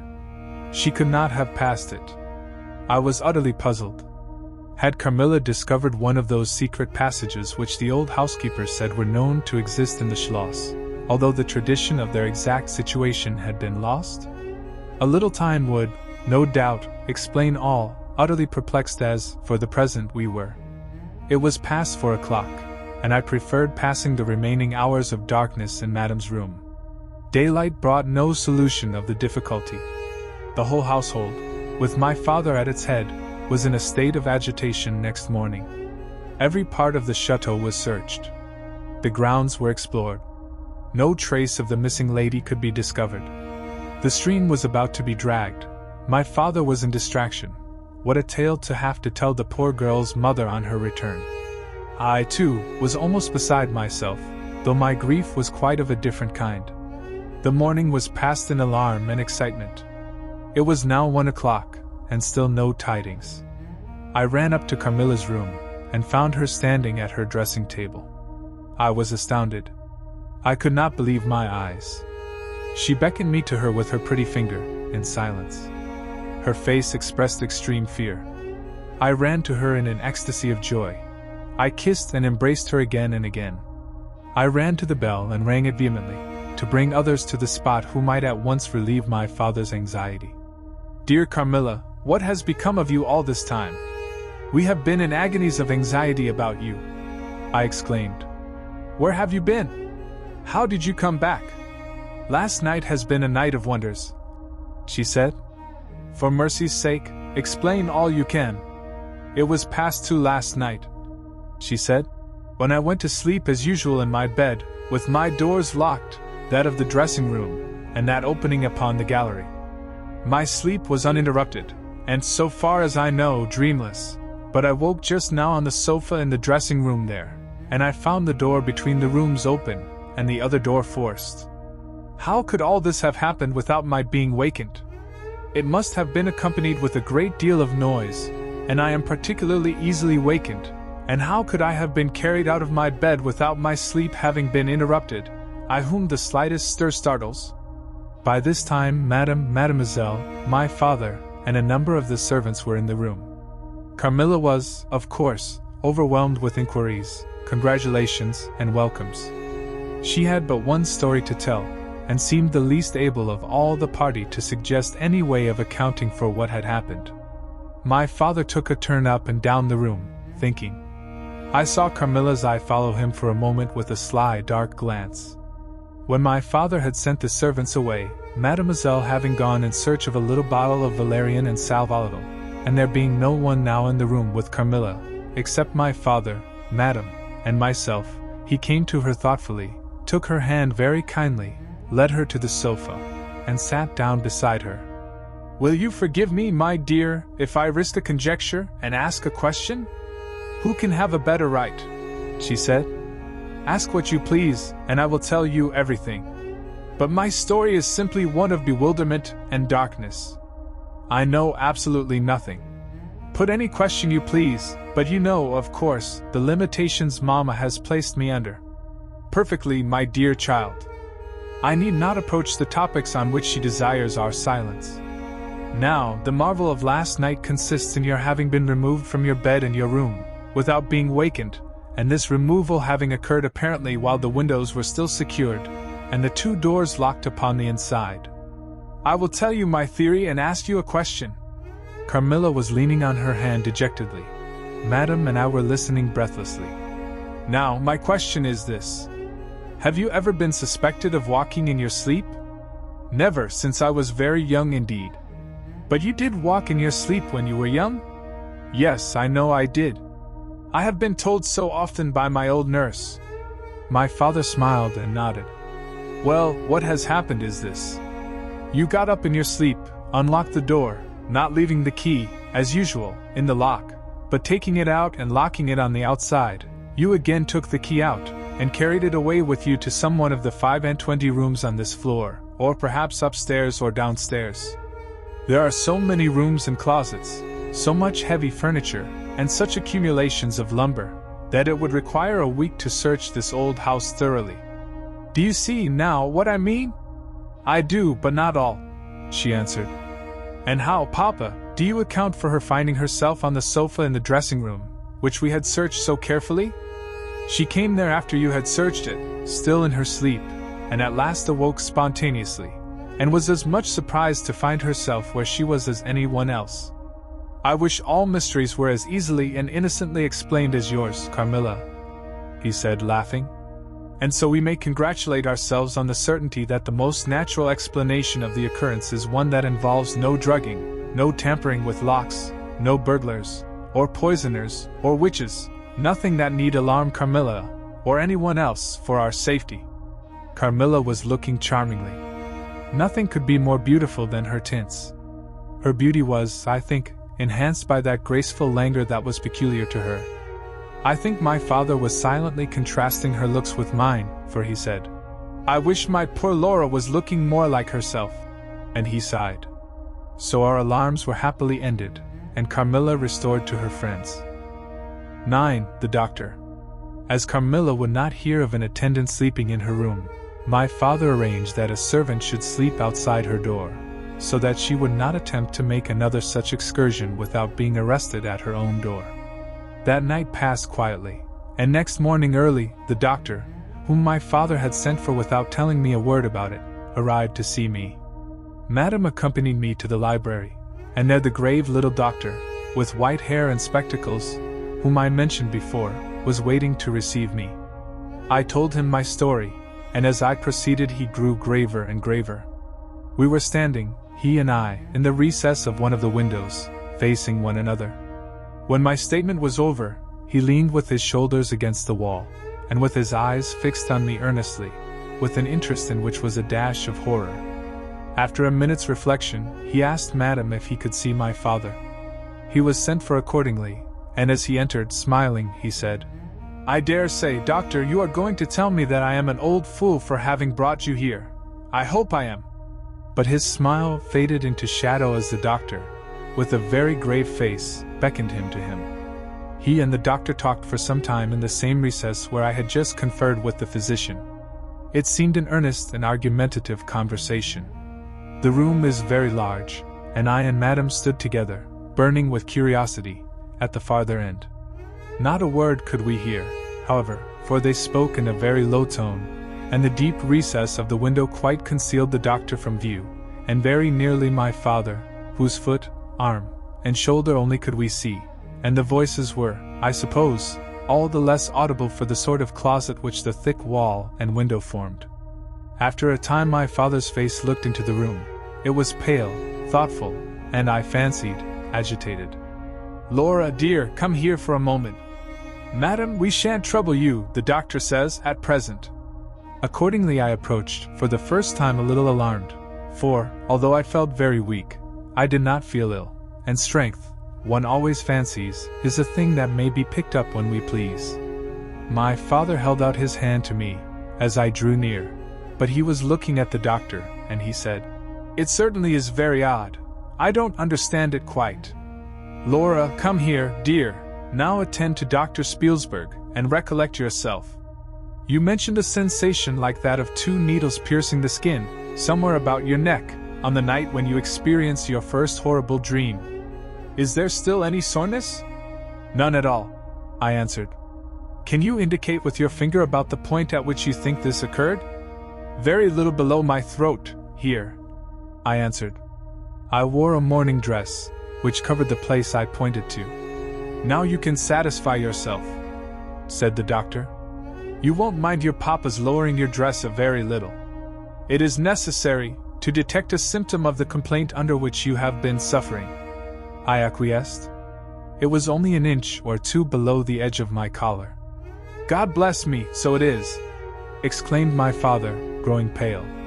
"You see it now with your own eyes," said the doctor, with a gloomy triumph. "What is it?" I exclaimed, beginning to be frightened. "Nothing, my dear young lady, but a small blue spot about the size of the tip of your little finger.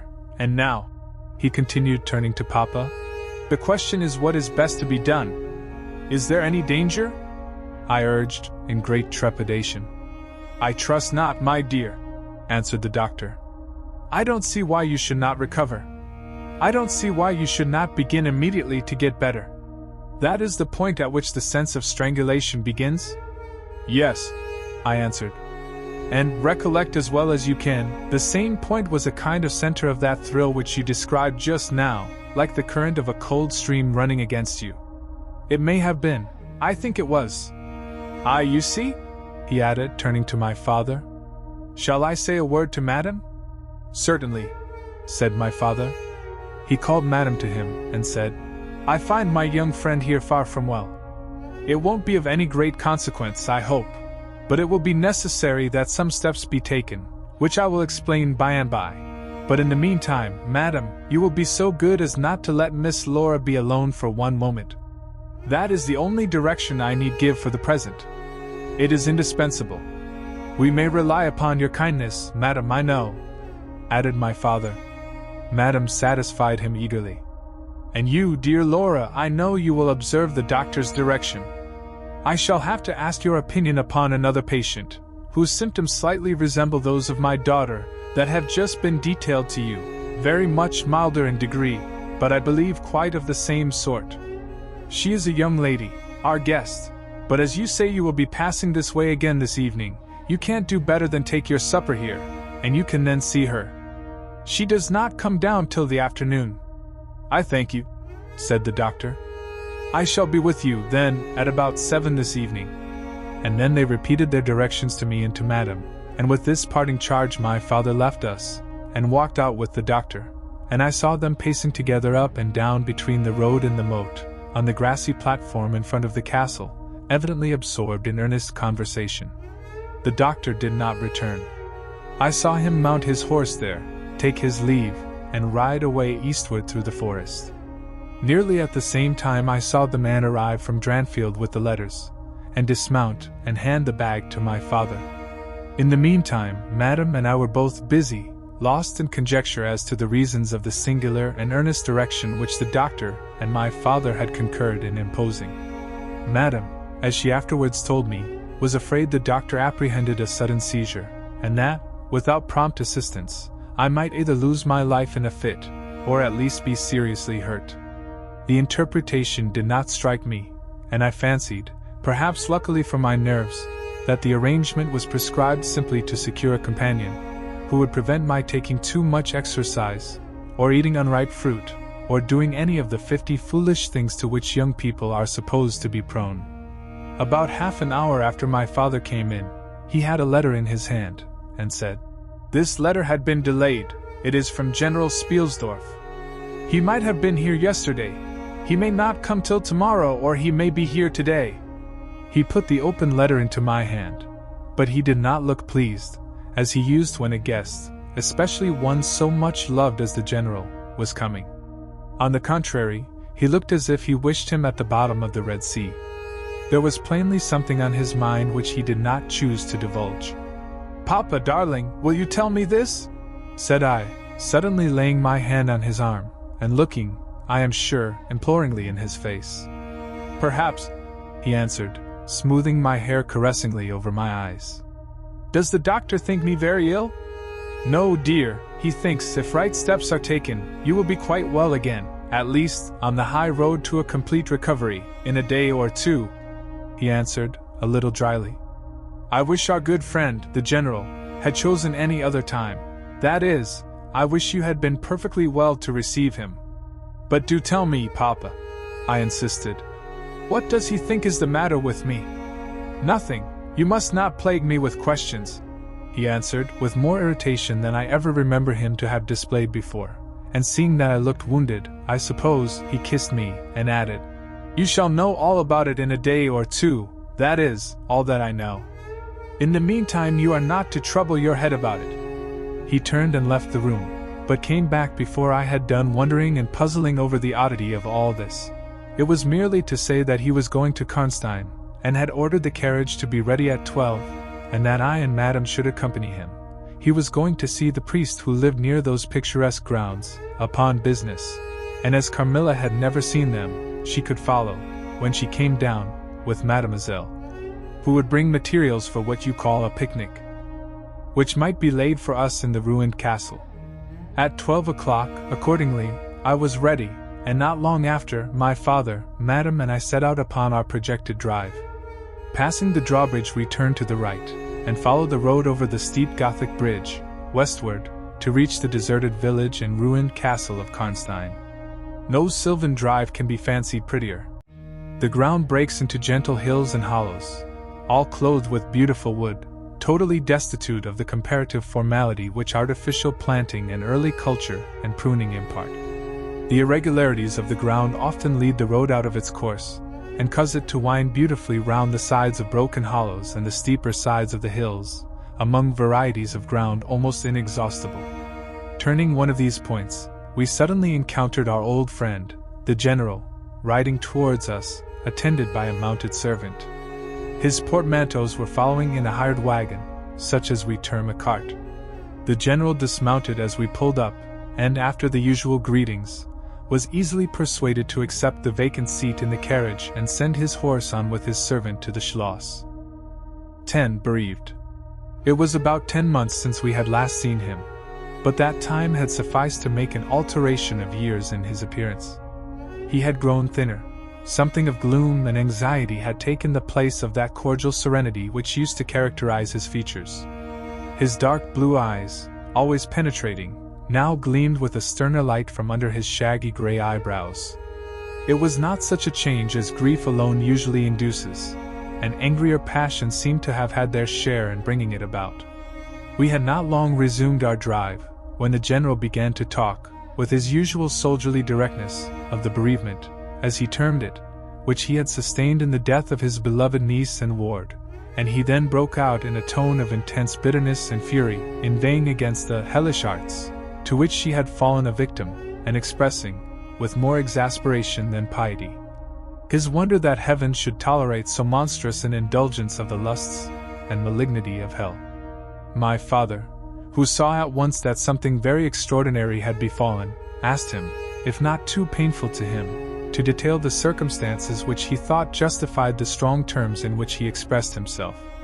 "I should tell you all with pleasure," said the general, "but you would not believe me."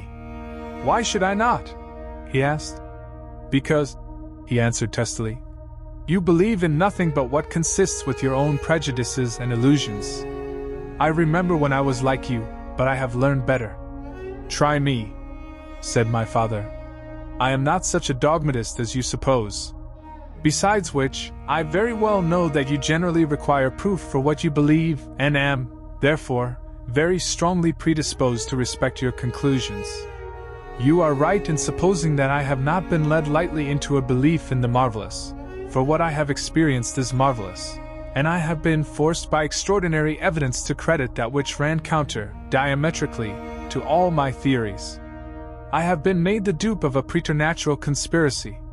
Notwithstanding his professions of confidence in the general's penetration, I saw my father, at this point, glance at the general, with, as I thought, a marked suspicion of his sanity. The general did not see it, luckily. He was looking gloomily and curiously into the glades and vistas of the woods that were opening before us. "You are going to the ruins of Karnstein?" he said. "Yes, it is a lucky coincidence. Do you know I was going to ask you to bring me there to inspect them? I have a special object in exploring. There is a ruined chapel, ain't there, with a great many tombs of that extinct family?" "So there are, highly interesting," said my father. "I hope you are thinking of claiming the title and estates?" My father said this gaily, but the general did not recollect the laugh, or even the smile, which courtesy exacts for a friend's joke. On the contrary, he looked grave and even fierce, ruminating on a matter that stirred his anger and horror. "Something very different," he said gruffly. "I mean to unearth some of those fine people. I hope, by God's blessing, to accomplish a pious sacrilege here, which will relieve our earth of certain monsters, and enable honest people to sleep in their beds without being assailed by murderers. I have strange things to tell you, my dear friend, such as I myself would have scouted as incredible a few months since." My father looked at him again, but this time not with a glance of suspicion, with an eye, rather, of keen intelligence and alarm.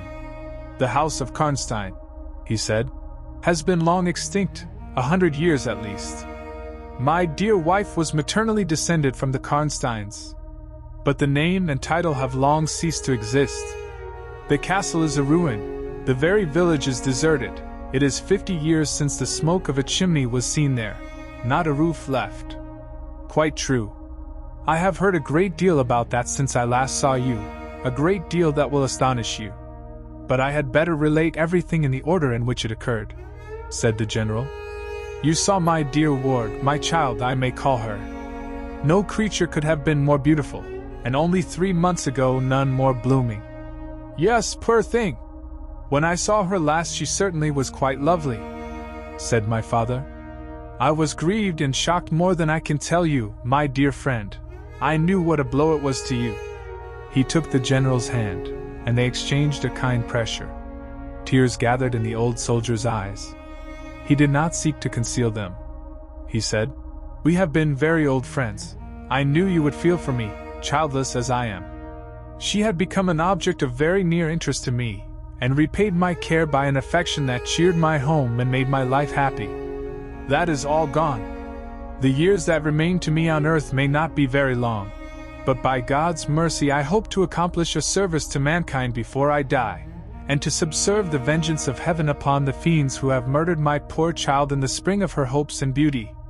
"You said just now that you intended relating everything as it occurred," said my father. "Pray do. I assure you that it is not mere curiosity that prompts me." By this time we had reached the point at which the Drunstall road, by which the general had come, diverges from the road which we were traveling to Karnstein. "How far is it to the ruins?" inquired the general, looking anxiously forward. "About half a league," answered my father. "Pray let us hear the story you were so good as to promise." 11. The story. "With all my heart," said the general, with an effort, and after a short pause in which to arrange his subject, he commenced one of the strangest narratives I ever heard. "My dear child was looking forward with great pleasure to the visit you had been so good as to arrange for her to your charming daughter." Here he made me a gallant but melancholy bow. "In the meantime we had an invitation to my old friend the Count Karlsfeld, whose schloss is about 6 leagues to the other side of Karnstein. It was to attend the series of fêtes which, you remember, were given by him in honor of his illustrious visitor, the Grand Duke Charles. Yes, and very splendid, I believe they were, said my father. Princely. But then his hospitalities are quite regal. He has Aladdin's lamp. The night from which my sorrow dates was devoted to a magnificent masquerade. The grounds were thrown open, the trees hung with colored lamps. There was such a display of fireworks as Paris itself had never witnessed. And such music, you know, is my weakness, such ravishing music. The finest instrumental band, perhaps, in the world, and the finest singers who could be collected from all the great operas in Europe.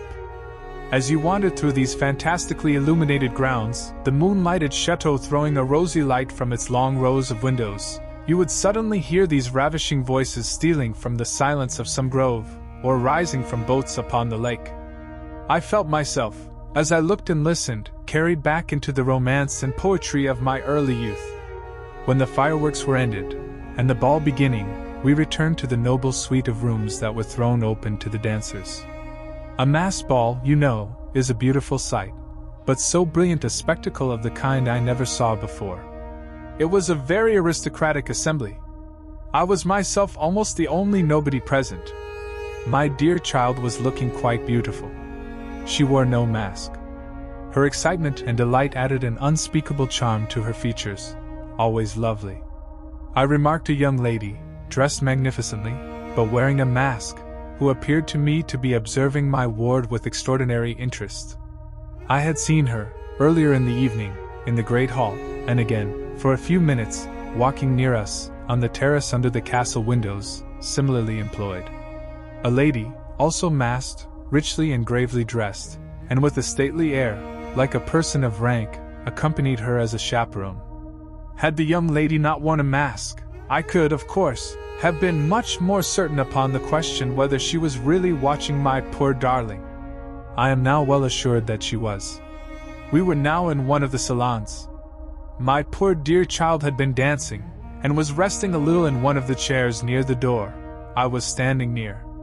The two ladies I have mentioned had approached, and the younger took the chair next my ward, while her companion stood beside me, and for a little time addressed herself, in a low tone, to her charge.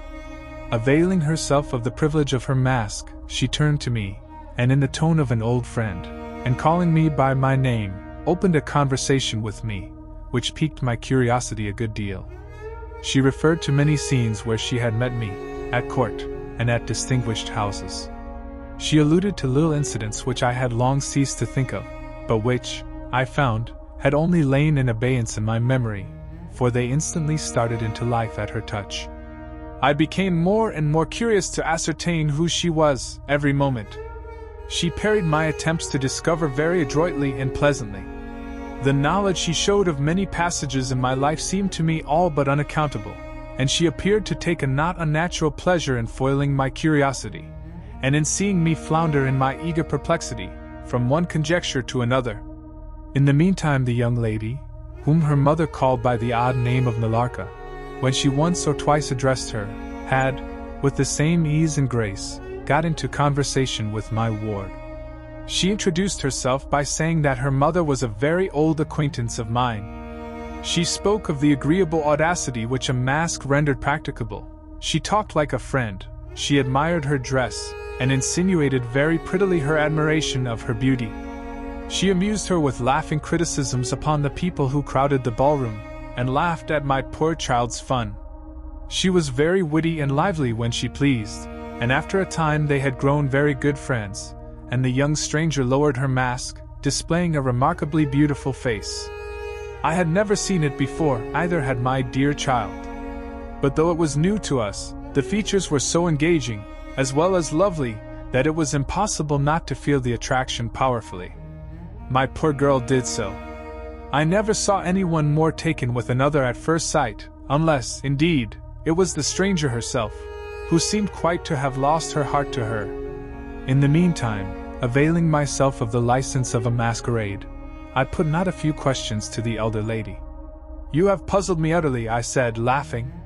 "Is that not enough?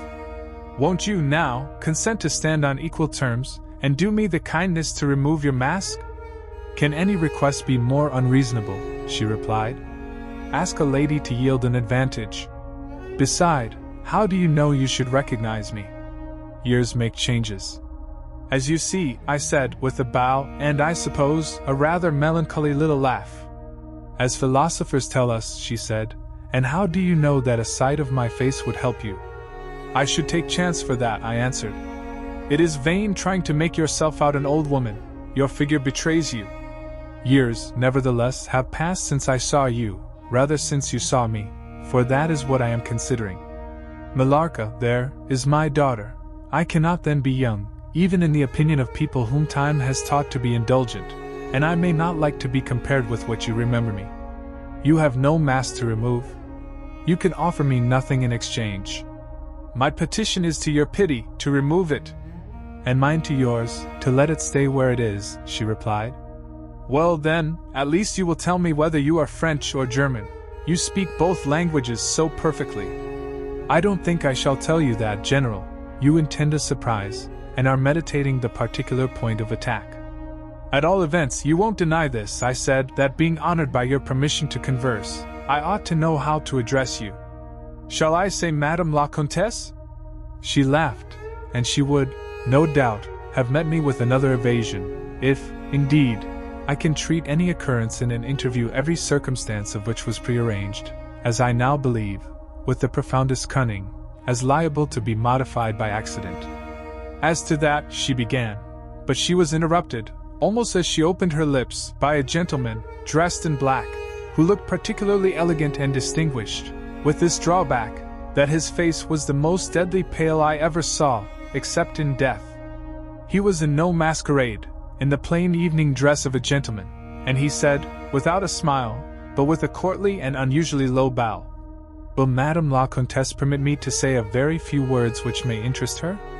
The lady turned quickly to him, and touched her lip in token of silence. She then said to me, Keep my place for me, General.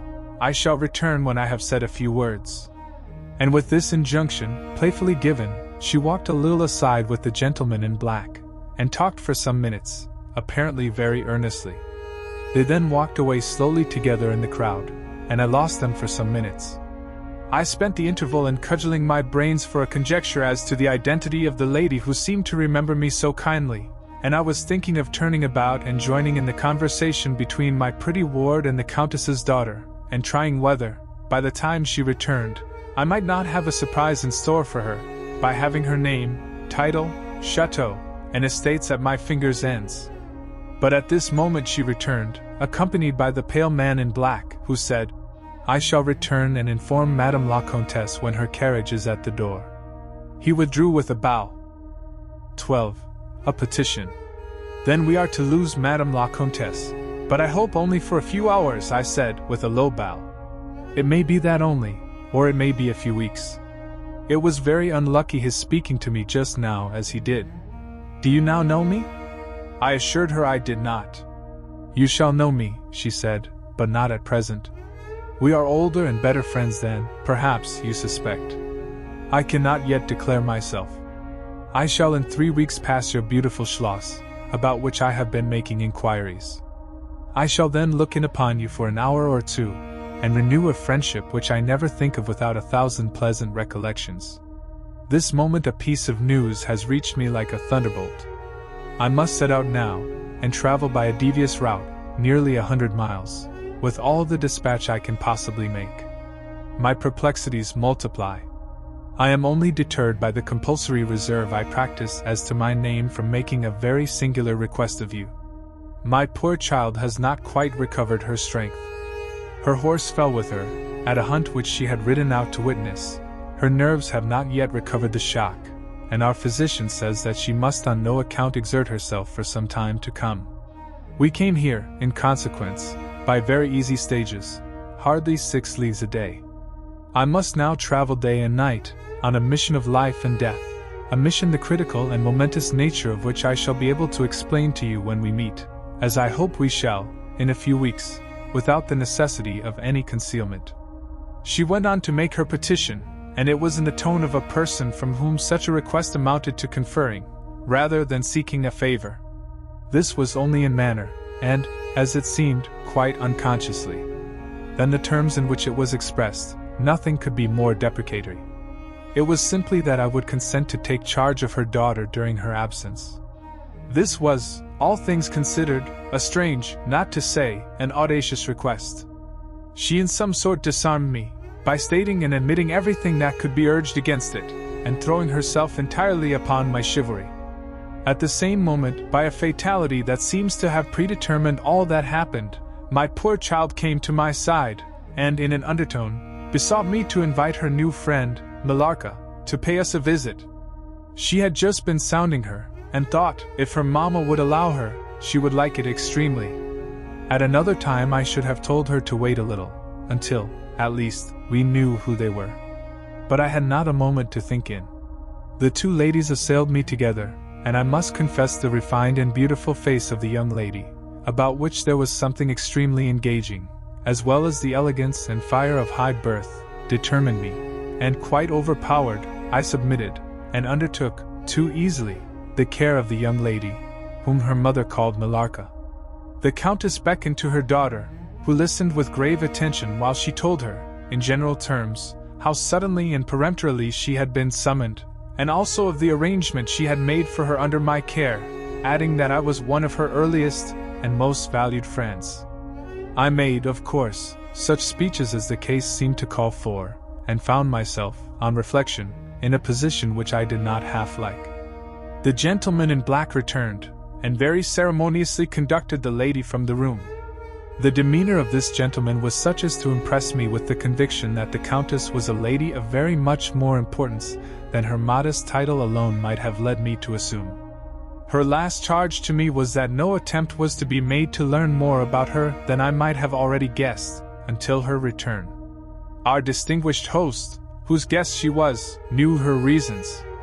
But here, she said, neither I nor my daughter could safely remain for more than a day. I removed my mask imprudently for a moment, about an hour ago, and too late, I fancied you saw me. So I resolved to seek an opportunity of talking a little to you. Had I found that you had seen me, I would have thrown myself on your high sense of honor to keep my secret some weeks. As it is, I am satisfied that you did not see me. But if you now suspect, or, on reflection, should suspect, who I am, I commit myself, in like manner, entirely to your honor. My daughter will observe the same secrecy, and I well know that you will, from time to time, remind her, lest she should thoughtlessly disclose it. She whispered a few words to her daughter, kissed her hurriedly twice, and went away, accompanied by the pale gentleman in black, and disappeared in the crowd. In the next room, said Millarca, there is a window that looks upon the hall door. I should like to see the last of Mamma, and to kiss my hand to her. We assented, of course, and accompanied her to the window. We looked out, and saw a handsome old-fashioned carriage, with a troop of couriers and footmen. We saw the slim figure of the pale gentleman in black, as he held a thick velvet cloak, and placed it about her shoulders and threw the hood over her head. She nodded to him, and just touched his hand with hers. He bowed low repeatedly as the door closed, and the carriage began to move. She is gone, said Millarca, with a sigh. She is gone, I repeated to myself, for the first time, in the hurried moments that had elapsed since my consent, reflecting upon the folly of my act. She did not look up, said the young lady, plaintively. The Countess had taken off her mask, perhaps, and did not care to show her face, I said, and she could not know that you were in the window. She sighed, and looked in my face. She was so beautiful that I relented. I was sorry I had for a moment repented of my hospitality, and I determined to make her amends for the unavowed churlishness of my reception. The young lady, replacing her mask, joined my ward in persuading me to return to the grounds, where the concert was soon to be renewed. We did so, and walked up and down the terrace that lies under the castle windows. Millarca became very intimate with us, and amused us with lively descriptions and stories of most of the great people whom we saw upon the terrace. I liked her more and more every minute. Her gossip, without being ill-natured, was extremely diverting to me, who had been so long out of the great world. I thought what life she would give to our sometimes lonely evenings at home. This ball was not over until the morning sun had almost reached the horizon. It pleased the Grand Duke to dance till then, so loyal people could not go away, or think of bed. We had just got through a crowded saloon, when my ward asked me what had become of Millarca. I thought she had been by her side, and she fancied she was by mine. The fact was, we had lost her. All my efforts to find her were vain. I feared that she had mistaken, in the confusion of a momentary separation from us, other people for her new friends, and had, possibly, pursued and lost them in the extensive grounds which were thrown open to us. Now, in its full force, I recognized a new folly in my having undertaken the charge of a young lady without so much as knowing her name, and fettered as I was by promises, of the reasons for imposing which I knew nothing. I could not even point my inquiries by saying that the missing young lady was the daughter of the countess who had taken her departure a few hours before. Morning broke. It was clear daylight before I gave up my search. It was not till near 2 o'clock next day that we heard anything of my missing charge. At about that time a servant knocked at my niece's door, to say that he had been earnestly requested by a young lady, who appeared to be in great distress, to make out where she could find the General Baron Spielsdorf and the young lady his daughter, in whose charge she had been left by her mother. There could be no doubt, notwithstanding the slight inaccuracy, that our young friend had turned up, and so she had. Would to heaven we had lost her! She told my poor child a story to account for her having failed to recover us for so long. Very late, she said, she had got to the housekeeper's bedroom in despair of finding us, and had then fallen into a deep sleep which, long as it was, had hardly sufficed to recruit her strength after the fatigues of the ball. That day Millarca came home with us. I was only too happy, after all, to have secured so charming a companion for my dear girl. 13. The Woodman. There soon, however, appeared some drawbacks. In the first place, Millarca complained of extreme languor, the weakness that remained after her late illness, and she never emerged from her room till the afternoon was pretty far advanced. In the next place, it was accidentally discovered, although she always locked her door on the inside, and never disturbed the key from its place till she admitted the maid to assist at her toilet, that she was undoubtedly sometimes absent from her room in the very early morning, and at various times later in the day, before she wished it to be understood that she was stirring. She was repeatedly seen from the windows of the Schloss, in the first faint grey of the morning, walking through the trees, in an easterly direction, and looking like a person in a trance. This convinced me that she walked in her sleep. But this hypothesis did not solve the puzzle. How did she pass out from her room, leaving the door locked on the inside? How did she escape from the house without unbarring door or window? In the midst of my perplexities, an anxiety of a far more urgent kind presented itself. My dear child began to lose her looks and health, and that in a manner so mysterious, and even horrible, that I became thoroughly frightened. She was at first visited by appalling dreams, then, as she fancied, by a spectre, sometimes resembling Millarca, sometimes in the shape of a beast, indistinctly seen, walking round the foot of her bed, from side to side.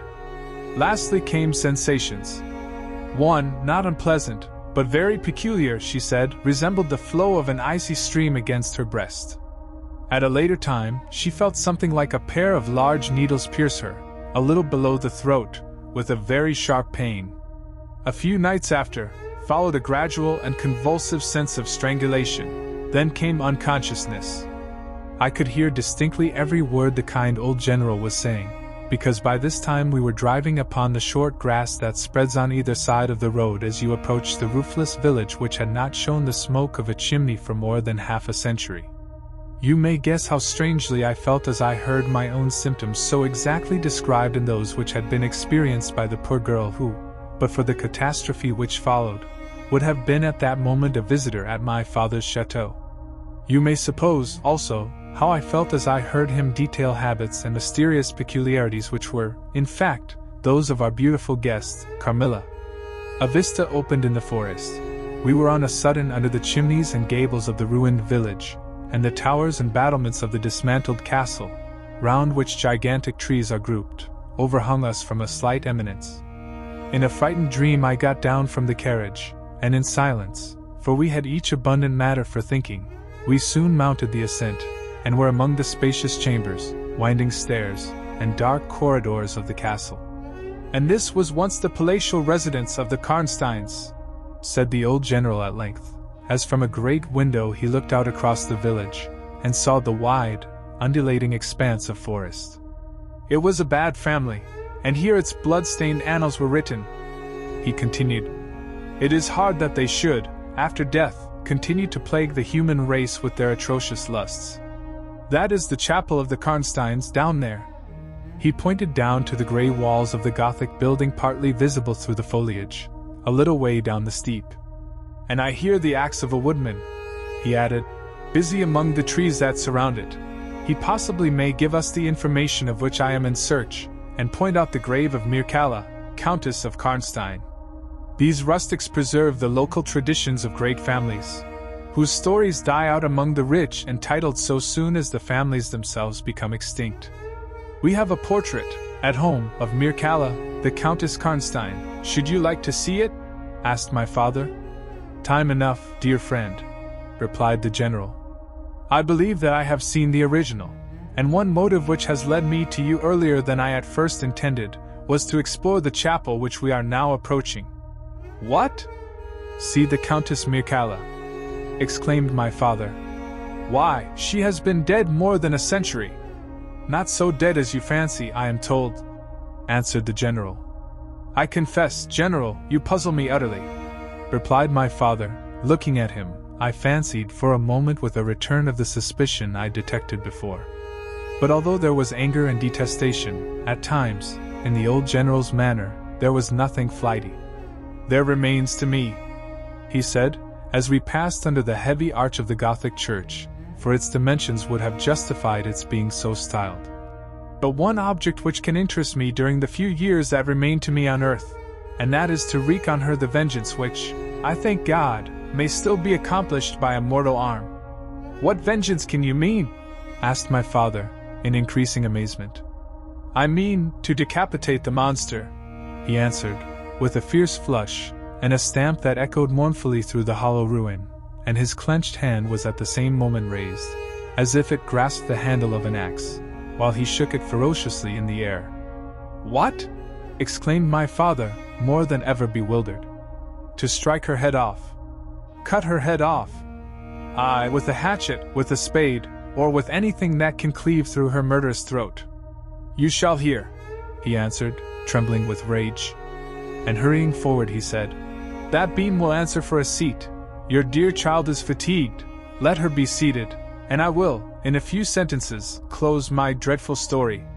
The squared block of wood, which lay on the grass-grown pavement of the chapel, formed a bench on which I was very glad to seat myself, and in the meantime the general called to the woodman, who had been removing some boughs which leaned upon the old walls, and axe in hand, the hardy old fellow stood before us. He could not tell us anything of these monuments, but there was an old man, he said, a ranger of this forest, at present sojourning in the house of the priest, about 2 miles away, who could point out every monument of the old Karnstein family, and for a trifle, he undertook to bring him back with him, if we would lend him one of our horses, in little more than half an hour. "Have you been long employed about this forest?" asked my father of the old man. "I have been a woodman here," he answered in his patois. "Under the forester, all my days, so has my father before me, and so on, as many generations as I can count up. I could show you the very house in the village here, in which my ancestors lived." "How came the village to be deserted?" asked the general. "It was troubled by revenants, sir. Several were tracked to their graves, there detected by the usual tests, and extinguished in the usual way, by decapitation, by the stake, and by burning, but not until many of the villagers were killed. But after all these proceedings according to law," he continued, "so many graves opened, and so many vampires deprived of their horrible animation, the village was not relieved. But a Moravian nobleman, who happened to be traveling this way, heard how matters were, and being skilled, as many people are in his country, in such affairs, he offered to deliver the village from its tormentor. He did so thus. There being a bright moon that night, he ascended, shortly after sunset, the towers of the chapel here, from whence he could distinctly see the churchyard beneath him. You can see it from that window. From this point he watched until he saw the vampire come out of his grave, and place near it the linen clothes in which he had been folded, and then glide away towards the village to plague its inhabitants. The stranger, having seen all this, came down from the steeple, took the linen wrappings of the vampire, and carried them up to the top of the tower, which he again mounted. When the vampire returned from his prowlings and missed his clothes, he cried furiously to the Moravian, whom he saw at the summit of the tower, and who, in reply, beckoned him to ascend and take them. Whereupon the vampire, accepting his invitation, began to climb the steeple, and so soon as he had reached the battlements, the Moravian, with a stroke of his sword, clove his skull in twain, hurling him down to the churchyard, whither, descending by the winding stairs, the stranger followed and cut his head off, and next day delivered it and the body to the villagers, who duly impaled and burnt them. This Moravian nobleman had authority from the then head of the family to remove the tomb of Mircalla, Countess Karnstein, which he did effectually, so that in a little while its site was quite forgotten. "Can you point out where it stood?" asked the general, eagerly. The forester shook his head and smiled. "Not a soul living could tell you that now," he said. "Besides, they say her body was removed, but no one is sure of that either." Having thus spoken, as time pressed, he dropped his axe and departed, leaving us to hear the remainder of the general's strange story. 14. The meeting. "My beloved child," he resumed, "was now growing rapidly worse. The physician who attended her had failed to produce the slightest impression on her disease, for such I then supposed it to be. He saw my alarm, and suggested a consultation. I called in an abler physician from Graz. Several days elapsed before he arrived. He was a good and pious, as well as a learned man. Having seen my poor ward together, they withdrew to my library to confer and discuss. I, from the adjoining room, where I awaited their summons, heard these two gentlemen's voices raised in something sharper than a strictly philosophical discussion. I knocked at the door and entered. I found the old physician from Graz maintaining his theory. His rival was combating it with undisguised ridicule, accompanied with bursts of laughter. This unseemly manifestation subsided and the altercation ended on my entrance. "Sir," said my first physician, "my learned brother seems to think that you want a conjurer, and not a doctor." "Pardon me," said the old physician from Graz, looking displeased, "I shall state my own view of the case in my own way another time. I grieve, Monsieur le General, that by my skill and science I can be of no use. Before I go I shall do myself the honor to suggest something to you." He seemed thoughtful, and sat down at a table and began to write. Profoundly disappointed, I made my bow, and as I turned to go, the other doctor pointed over his shoulder to his companion who was writing, and then, with a shrug, significantly touched his forehead. This consultation, then, left me precisely where I was. I walked out into the grounds, all but distracted. The doctor from Graz, in 10 or 15 minutes, overtook me. He apologized for having followed me, but said that he could not conscientiously take his leave without a few words more. He told me that he could not be mistaken, no natural disease exhibited the same symptoms, and that death was already very near. There remained, however, a day, or possibly 2, of life. If the fatal seizure were at once arrested, with great care and skill her strength might possibly return. But all hung now upon the confines of the irrevocable. One more assault might extinguish the last spark of vitality which is, every moment, ready to die. "And what is the nature of the seizure you speak of?" I entreated. "I have stated all fully in this note, which I place in your hands upon the distinct condition that you send for the nearest clergyman, and open my letter in his presence, and on no account read it till he is with you. You would despise it else, and it is a matter of life and death. Should the priest fail you, then, indeed, you may read it." He asked me, before taking his leave finally, whether I would wish to see a man curiously learned upon the very subject, which, after I had read his letter, would probably interest me above all others, and he urged me earnestly to invite him to visit him there, and so took his leave. The ecclesiastic was absent, and I read the letter by myself. At another time, or in another case, it might have excited my ridicule. But into what quackeries will not people rush for a last chance, where all accustomed means have failed, and the life of a beloved object is at stake?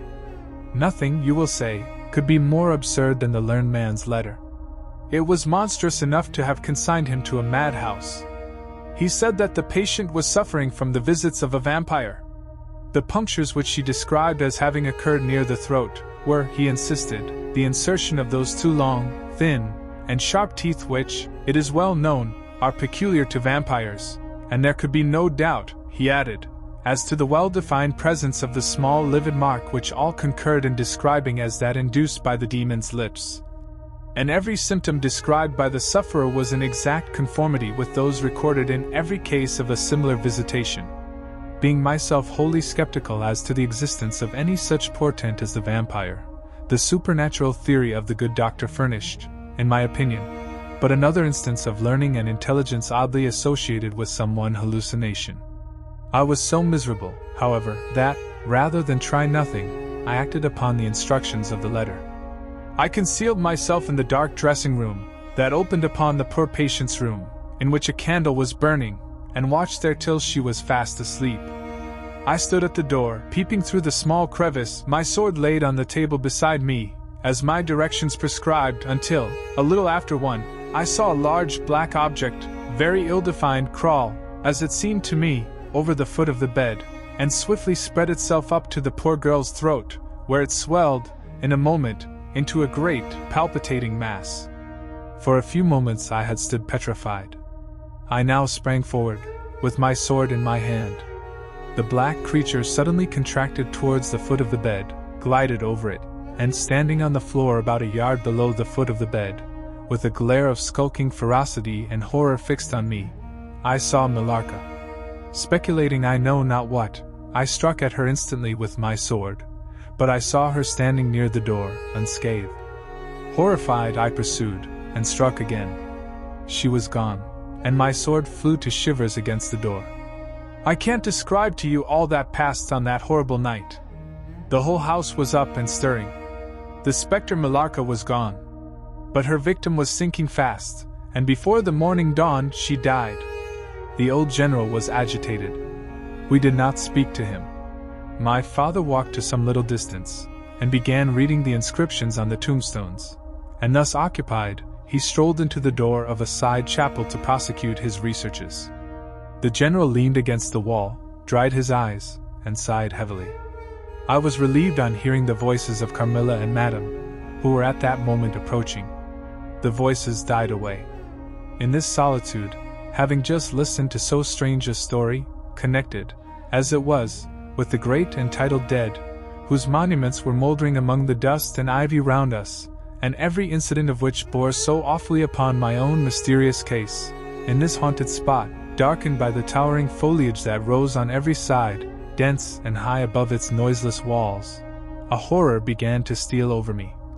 And my heart sank as I thought that my friends were, after all, not about to enter and disturb this triste and ominous scene.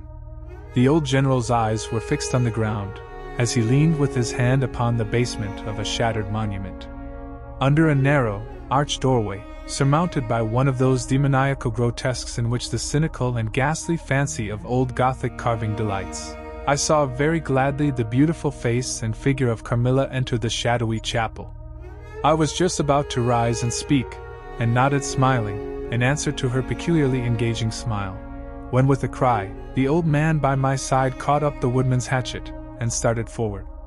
On seeing him a brutalized change came over her features. It was an instantaneous and horrible transformation, as she made a crouching step backwards.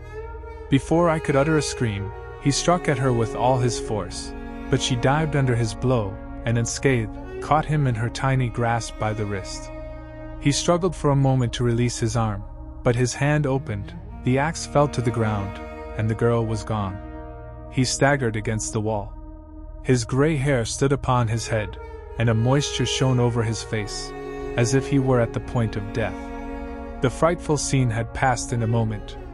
The first thing I recollect after is Madame standing before me, and impatiently repeating again and again the question, "Where is Mademoiselle Carmilla?"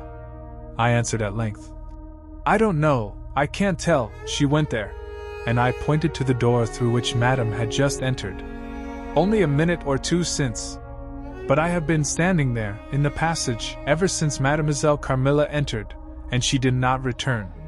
She then began to call, Carmilla, through every door and passage and from the windows, but no answer came. She called herself Carmilla? Asked the general, still agitated. Carmilla, yes, I answered. He said.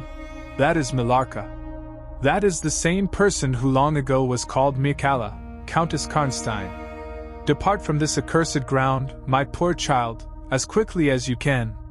Drive to the clergyman's house, and stay there till we come. Begone! May you never behold Carmilla more, you will not find her here. 15 Ordeal and Execution.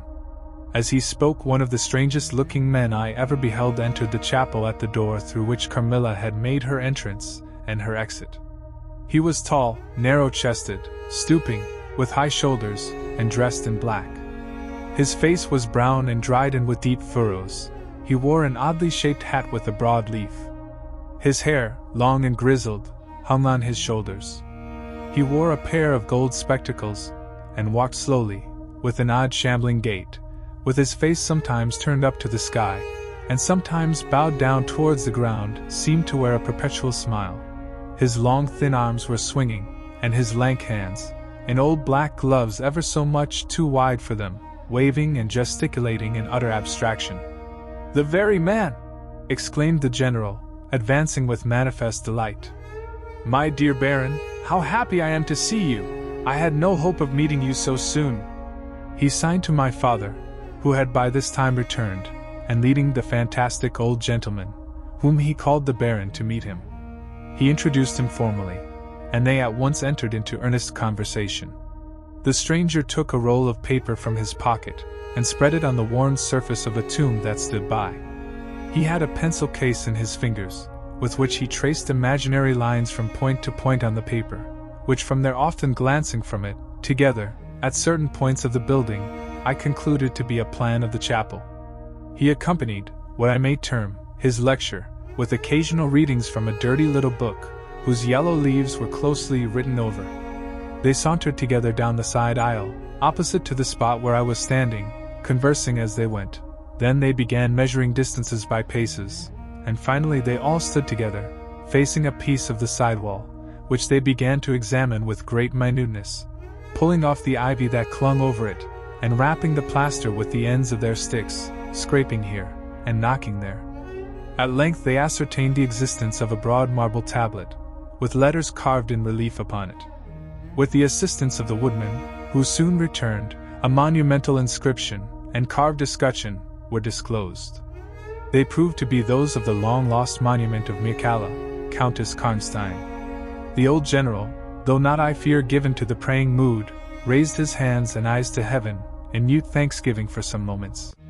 "Tomorrow," I heard him say, "the commissioner will be here, and the inquisition will be held according to law." Then turning to the old man with the gold spectacles, whom I have described, he shook him warmly by both hands and said, "Baron, how can I thank you? How can we all thank you? You will have delivered this region from a plague that has scourged its inhabitants for more than a century. The horrible enemy, thank God, is at last tracked." My father led the stranger aside, and the general followed. I know that he had led them out of hearing, that he might relate my case, and I saw them glance often quickly at me, as the discussion proceeded.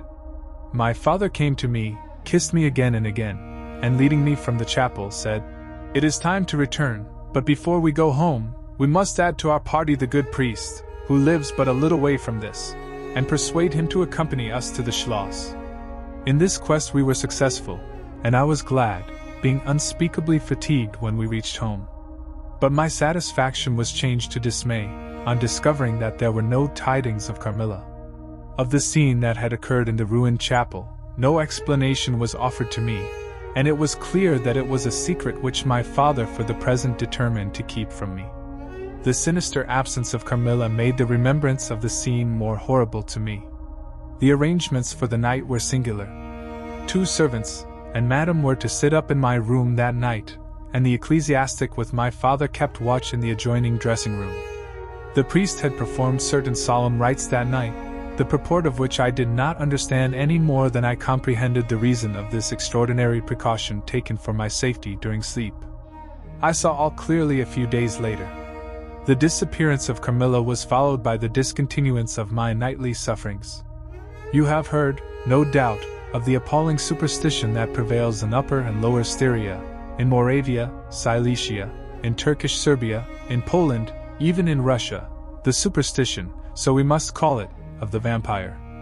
If human testimony, taken with every care and solemnity, judicially, before commissions innumerable, each consisting of many members, all chosen for integrity and intelligence, and constituting reports more voluminous perhaps than exist upon any one other class of cases, is worth anything, it is difficult to deny, or even to doubt the existence of such a phenomenon as the vampire. For my part, one have heard no theory by which to explain what I myself have witnessed and experienced, other than that supplied by the ancient and well-attested belief of the country.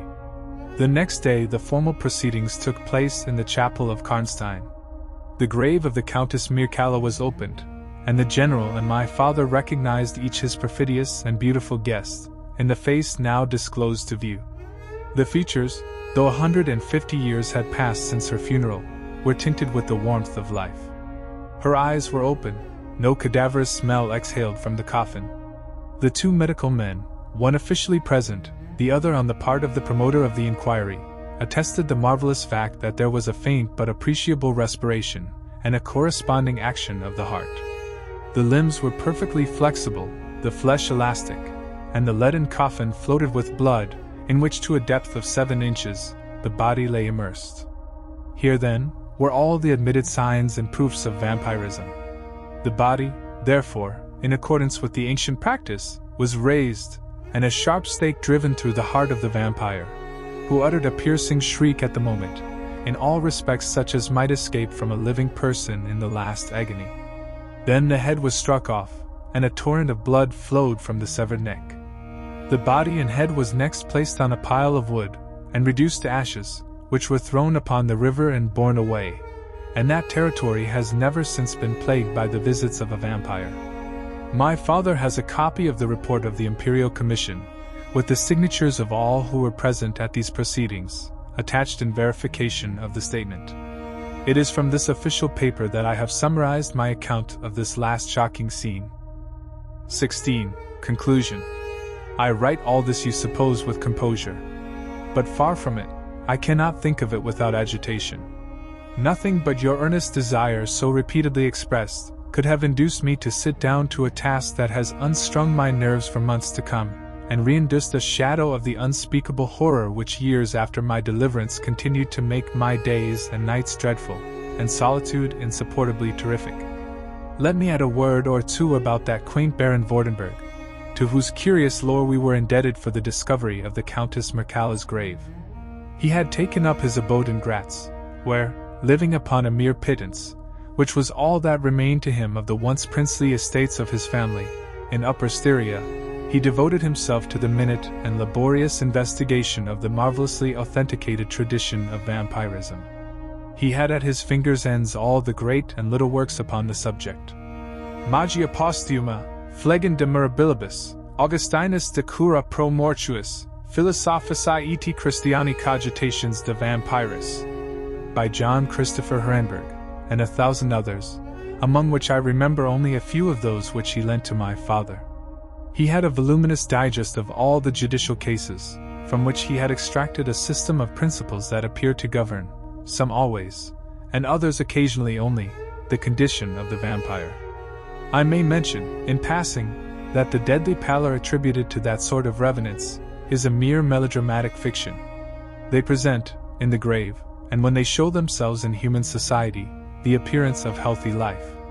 When disclosed to light in their coffins, they exhibit all the symptoms that are enumerated as those which prove the vampire life of the long-dead Countess Karnstein. How they escape from their graves and return to them for certain hours every day, without displacing the clay or leaving any trace of disturbance in the state of the coffin or the cerements, has always been admitted to be utterly inexplicable. The amphibious existence of the vampire is sustained by daily renewed slumber in the grave. Its horrible lust for living blood supplies the vigor of its waking existence. The vampire is prone to be fascinated with an engrossing vehemence, resembling the passion of love by particular persons. In pursuit of these, it will exercise inexhaustible patience and stratagem, for access to a particular object may be obstructed in 100 ways. It will never desist until it has satiated its passion and drained the very life of its coveted victim. But it will, in these cases, husband and protract its murderous enjoyment with the refinement of an epicure, and heighten it by the gradual approaches of an artful courtship. In these cases it seems to yearn for something like sympathy and consent. In ordinary ones it goes direct to its object, overpowers with violence, and strangles and exhausts often at a single feast. The vampire is, apparently, subject, in certain situations, to special conditions.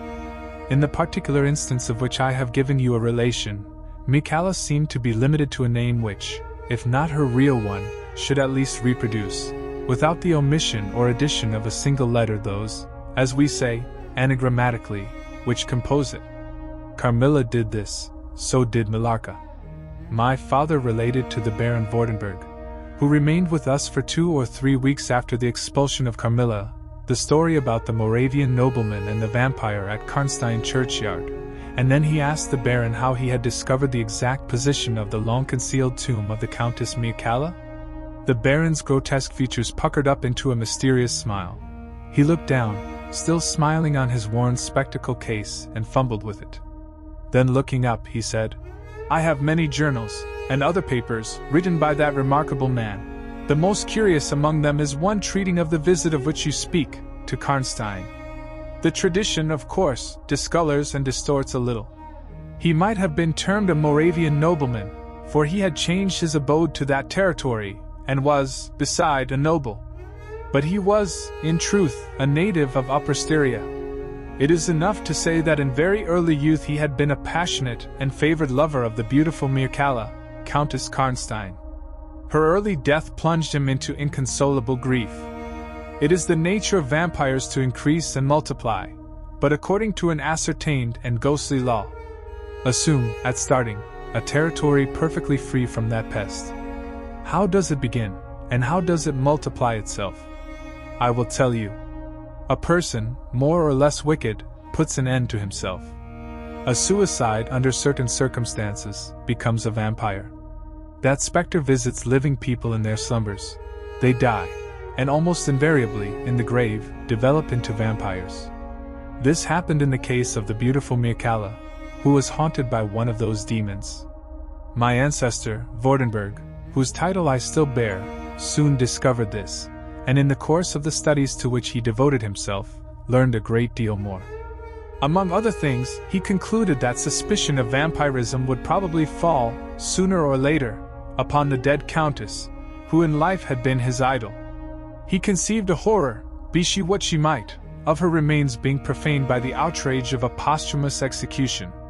He has left a curious paper to prove that the vampire, on its expulsion from its amphibious existence, is projected into a far more horrible life, and he resolved to save his once beloved Micala from this. He adopted the stratagem of a journey here, a pretended removal of her remains, and a real obliteration of her monument. When age had stolen upon him, and from the veil of years he looked back on the scenes he was leaving, he considered, in a different spirit, what he had done, and a horror took possession of him. He made the tracings and notes which have guided me to the very spot, and drew up a confession of the deception that he had practiced. If he had intended any further action in this matter, death prevented him, and the hand of a remote descendant has, too late for many, directed the pursuit to the lair of the beast. We talked a little more, and among other things he said was this: one sign of the vampire is the power of the hand. The slender hand of Micala closed like a vice of steel on the general's wrist when he raised the hatchet to strike. But its power is not confined to its grasp. It leaves a numbness in the limb it seizes, which is slowly, if ever, recovered from. The following spring my father took me a tour through Italy. We remained away for more than a year. It was long before the terror of recent events subsided, and to this hour the image of Carmilla returns to memory with ambiguous alternations, sometimes the playful, languid, beautiful girl, sometimes the writhing fiend I saw in the ruined church, and often from a reverie I have started, fancying I heard the light step of Carmilla at the drawing room door. And,